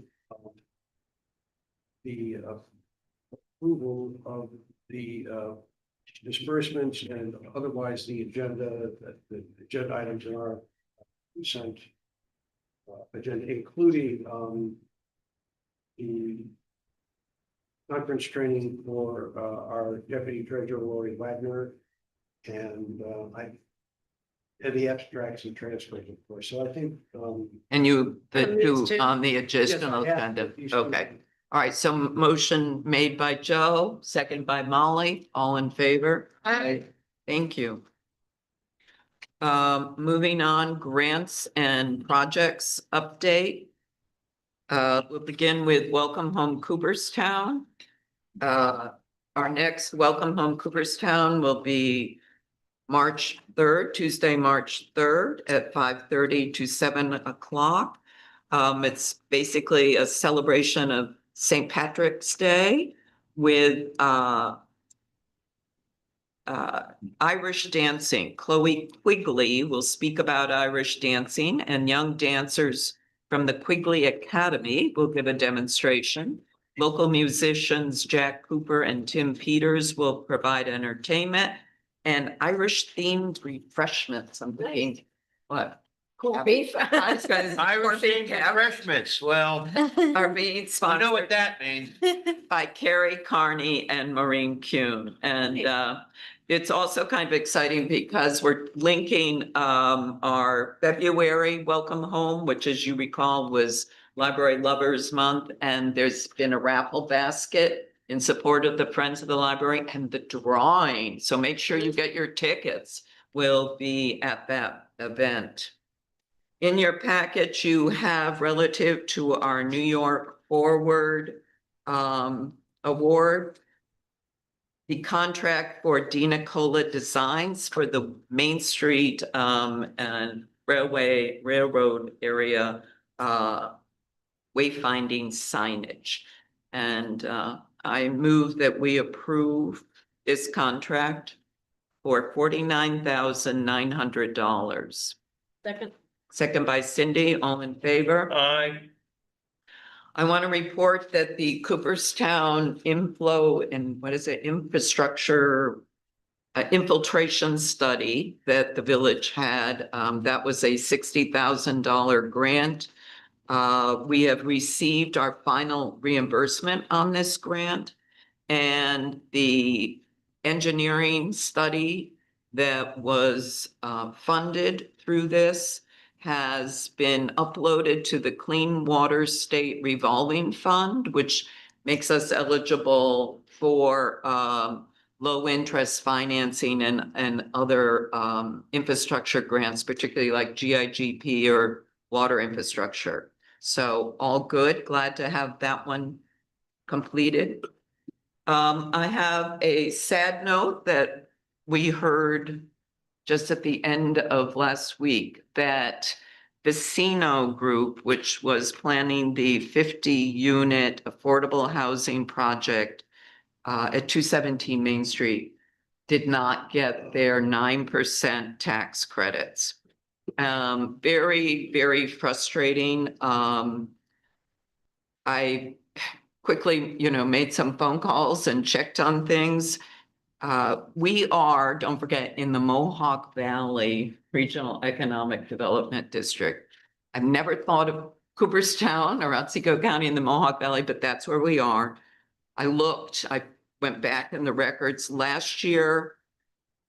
The three that got 9% HCR credits were Gloversville, Utica, and it's in the town of Deerfield, but it's Herkimer. Where we've seen this predominantly, that much of the funding goes along the canal area. I will say this year, so out of 6 in the past 2 years, 5 have gone along the canal. Oneonta did get their 9%. But I really researched this and I thought, how did they do it? This is for the 61-unit RSS Rehabilitative Support Services, Solstice Commons. This isn't the one that was being considered by RSS for Market Street, which did not get approved. This is one they began almost 8 years ago working on. And I thought, oh man, I don't want to wait 8 years. Part of the problem right now is we just know what was awarded, and Vicino did get a brief email saying they were not awarded. They have to wait for the official letter that tells them why maybe it wasn't considered, and then they have every intention of continuing. In some of my state conversations, I asked, were there any concerns with our developer? And I pointed out that we had trustees jumping in the car and doing spot checks on their other projects in Cohoes, et cetera. And they said, absolutely not. And incidentally, Utica, the one that received 9% last year, was a Vicino project. So it is what it is. I also wanted to make sure that our round 9 Restore New York grant for that is not impacted, and 100% it is not. Remember that we approved applying for Restore New York, and we did ultimately receive $1 million. That grant I submitted in November 2024. We heard in May 2025 that we had it. So it was never, it's awarded to the village. It's not contingent on the development at that site. But we were hoping that the synergistic effect of getting our $1 million grant is going to put their project over the top, because it made sense to combine the, Yeah. you're committing the money on one hand and not. No, and it's not just our 1 million. Don't forget that this project has 1.78 million from the Office for People with Developmental Disabilities, the Integrated Supportive Housing Grant, 1.78 million for Springbrook. So all the money's intact there. We just are hoping to move forward. But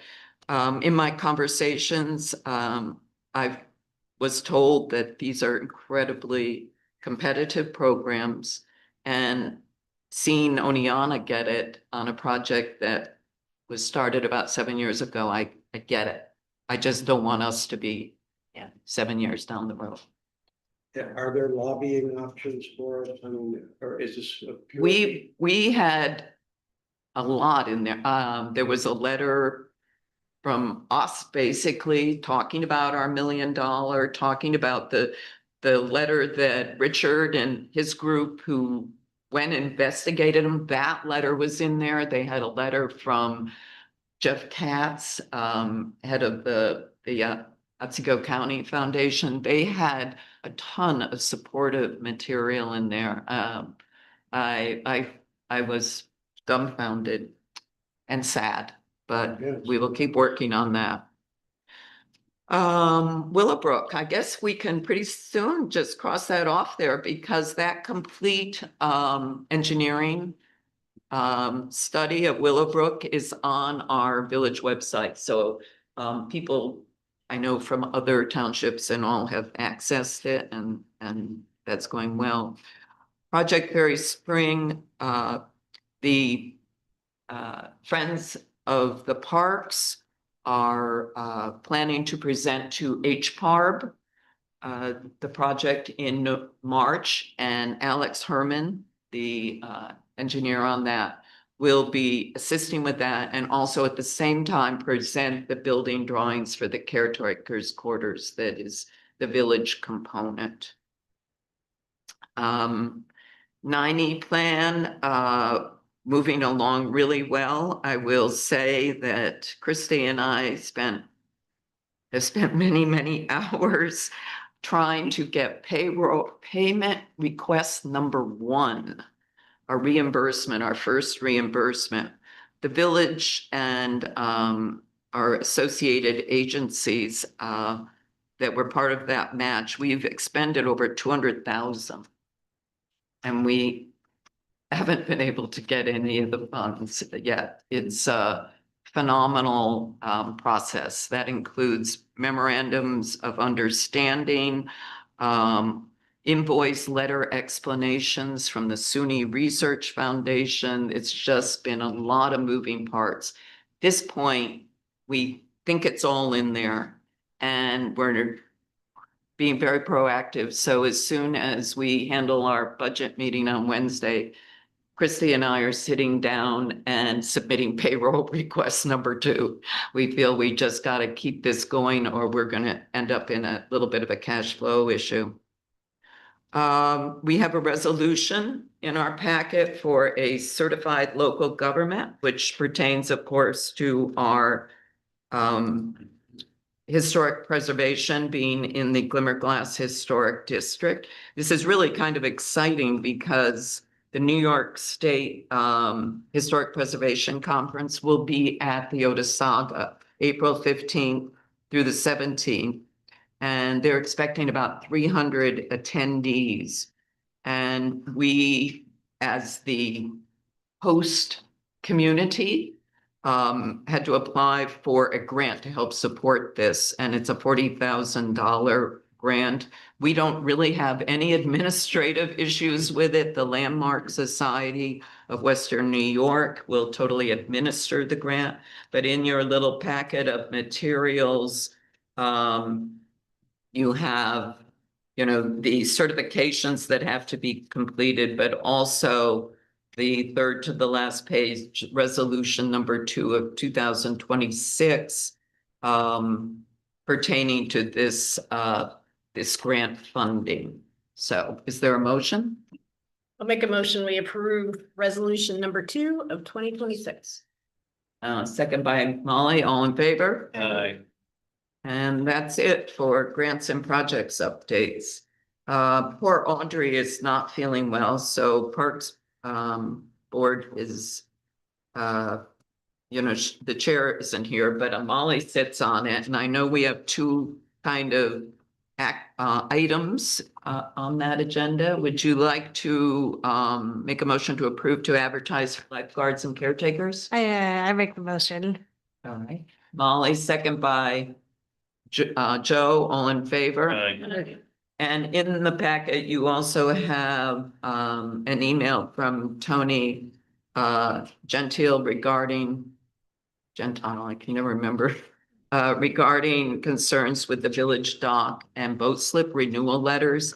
He did compose a letter, but it actually came in after the letter that this board approved in January had gone out, but some of those recommendations were in there. So I don't know if there's any questions on any of that.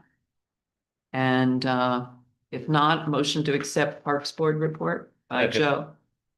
Second by Richard, all in favor? Aye. Community environment. So just 2 things for your attention. The first is that because we have individuals from NVED who regularly attend this meeting, we have been holding it in a hybrid fashion where some people are in the room and some people are on Zoom.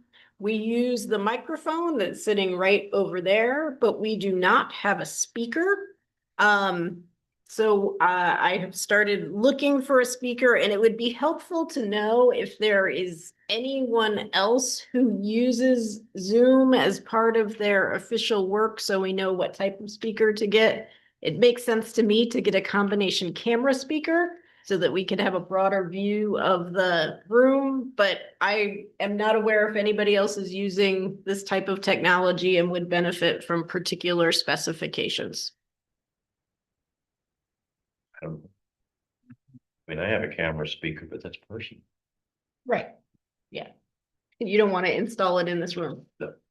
I don't have a Bluetooth, but I've always used to play music through my computer, a one that, I That's am in. inclined to get one with a plug as opposed to a Bluetooth, Yeah. given the fact that we have shared internet here. Right. Like, yeah. All right. So, and what would this serve to do? It would allow people in the meeting to hear the people on the computer other than listening through my laptop. Fair enough. Yeah. Yeah. So anyway, but I think we have probably some money in the building account that we can use to do that. The other thing that I wanted you to know is that we did submit to Otsego County a proposal for their infrastructure grant for work on Main Street from somewhere along the copy shop type location down to the courthouse. That was to upgrade the sewer line to a larger size, as well as replace the water line, which has had multiple leaks. Last year, they didn't choose our project. This year, they did choose our project. So, very, Second time's a charm. yeah, very exciting. It doesn't mean that we're actually going to get any of this money because Otsego County chooses it as their project and then submits it to the state. So don't get too excited yet, but it's nice that they thought that project was worthwhile. So Any questions or comments on community environment? Motion to accept the report? By George, second by Molly, all in favor? Aye. Water and Sewer Board. The only action item we had, well, I will step back a bit. We had some major repairs due to the to our trickling filter, which, by the way, Mitch, Public Works Director, reported today is finally back up and running. I think there was a major issue with the time of installation where some cabling got installed incorrectly, and the spindle for the trickling filter got out of alignment, and we had major repairs for that, none of which unfortunately were able to be covered by warranty or otherwise, but Yeah, Happily, it was what, it's- about 5 years after it went in? yeah, but I think it was a latent defect that was there from the beginning when they discovered Mhm. that they had wrapped the wires incorrectly. In any event, that is now abated, and the system's up and running, which is very good. We had, during the I&I exercise up on Irish Hill, we had a resident, I think it's George Seeley, who had poor fellow had his sewage blew back into the house when they pressurized the system, and amazingly enough, he only submitted a request for compensation in the amount of $120. His And letter. 82 cents. 82 cents. Pardon me, and 82 cents, for which the Water and Sewer Board is recommended to be paid. The staff acknowledged, didn't acknowledge, but determined that it was in fact that exercise that caused the damage. So we've been after him for a while to tell us exactly what we owed, or he thought we owed, and so that's So you move approval of reimbursement I at moved, that? I moved the approval of that reimbursement to George Seeley in the amount of $120 I'll second. and 82 cents, I think. So Yep, all in favor? Aye. there was let's see, I did want to commend Quentin Hassick for his help with the incident on Lake Street where a furnace shut down, causing water pipes to freeze at residents of, I think, 26 Lake Street, winding up with 4 feet of water in the basement of the house that was frozen solid. And it took a while to get that clear, but he came out in the middle of Super Bowl Sunday, not only in the middle of the Super Bowl, but during the halftime show. And he and I turned off the water that was flowing freely into the house, and so much so that it was flowing into the neighboring house, which is how we discovered this in the first place. But anyway, I just wanted to signal out Quentin Hassick for his loyal service and effective service. And I think that is it. Of note, if there are other questions about it, I'm happy to try to address them. Any questions on what I'm saying? Yeah. Move to accept report.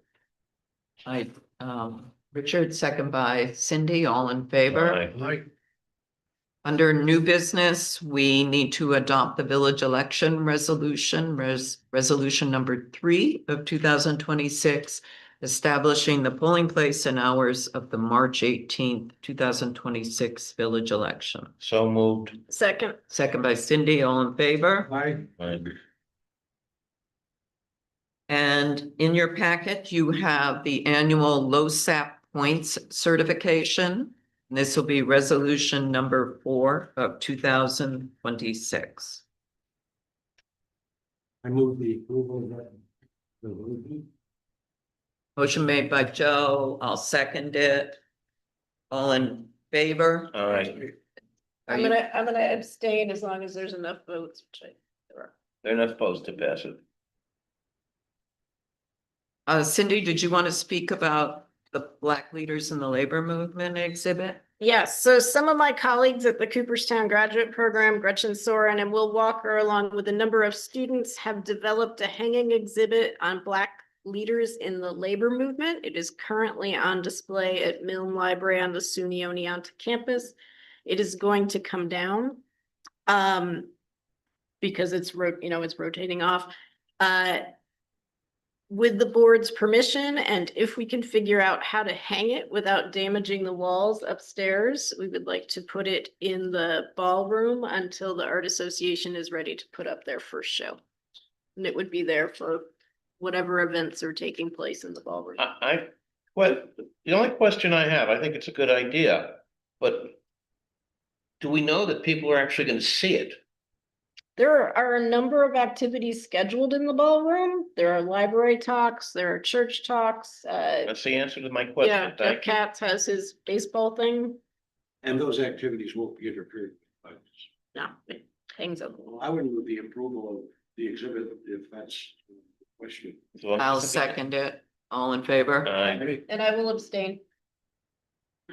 And then we have invoice, actually several invoices Okay. and agreement from Otsego Computer Experts in the amount of $464 for our 2025 overage. In other words, we contract for a certain amount of support, computer support, and we had exceeded it. That's that invoice.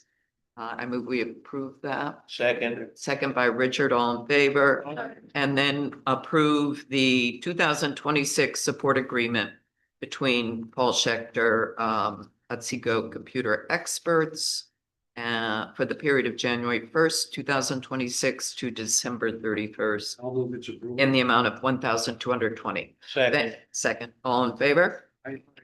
And then he submits his invoice right off the bat for the agreement.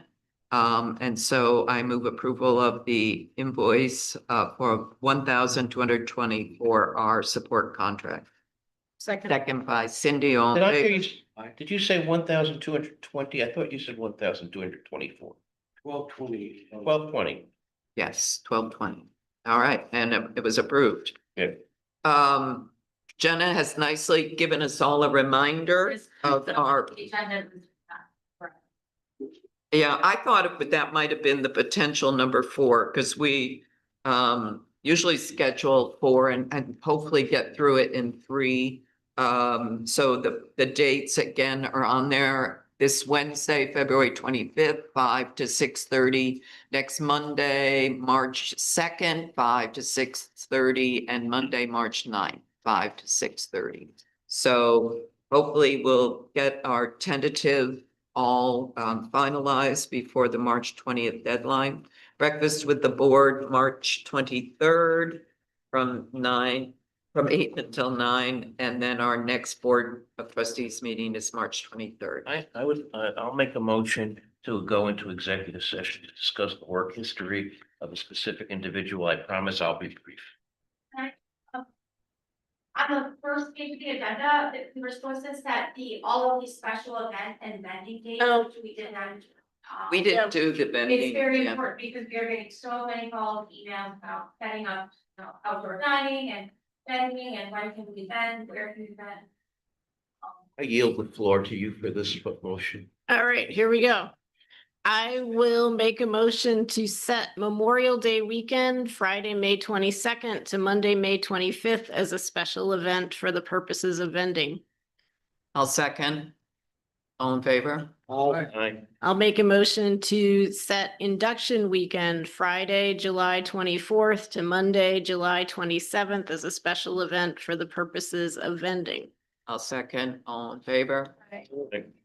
I will make a motion to set May 26th to the second Monday in October, excluding induction weekend, for sidewalk vending only as a special event.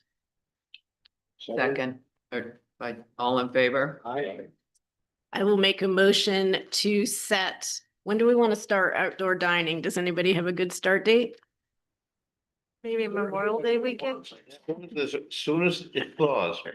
I'll make a motion to set May 1st to November 1st as the period for outdoor dining, waiving any fees applied by the village with a valid permit.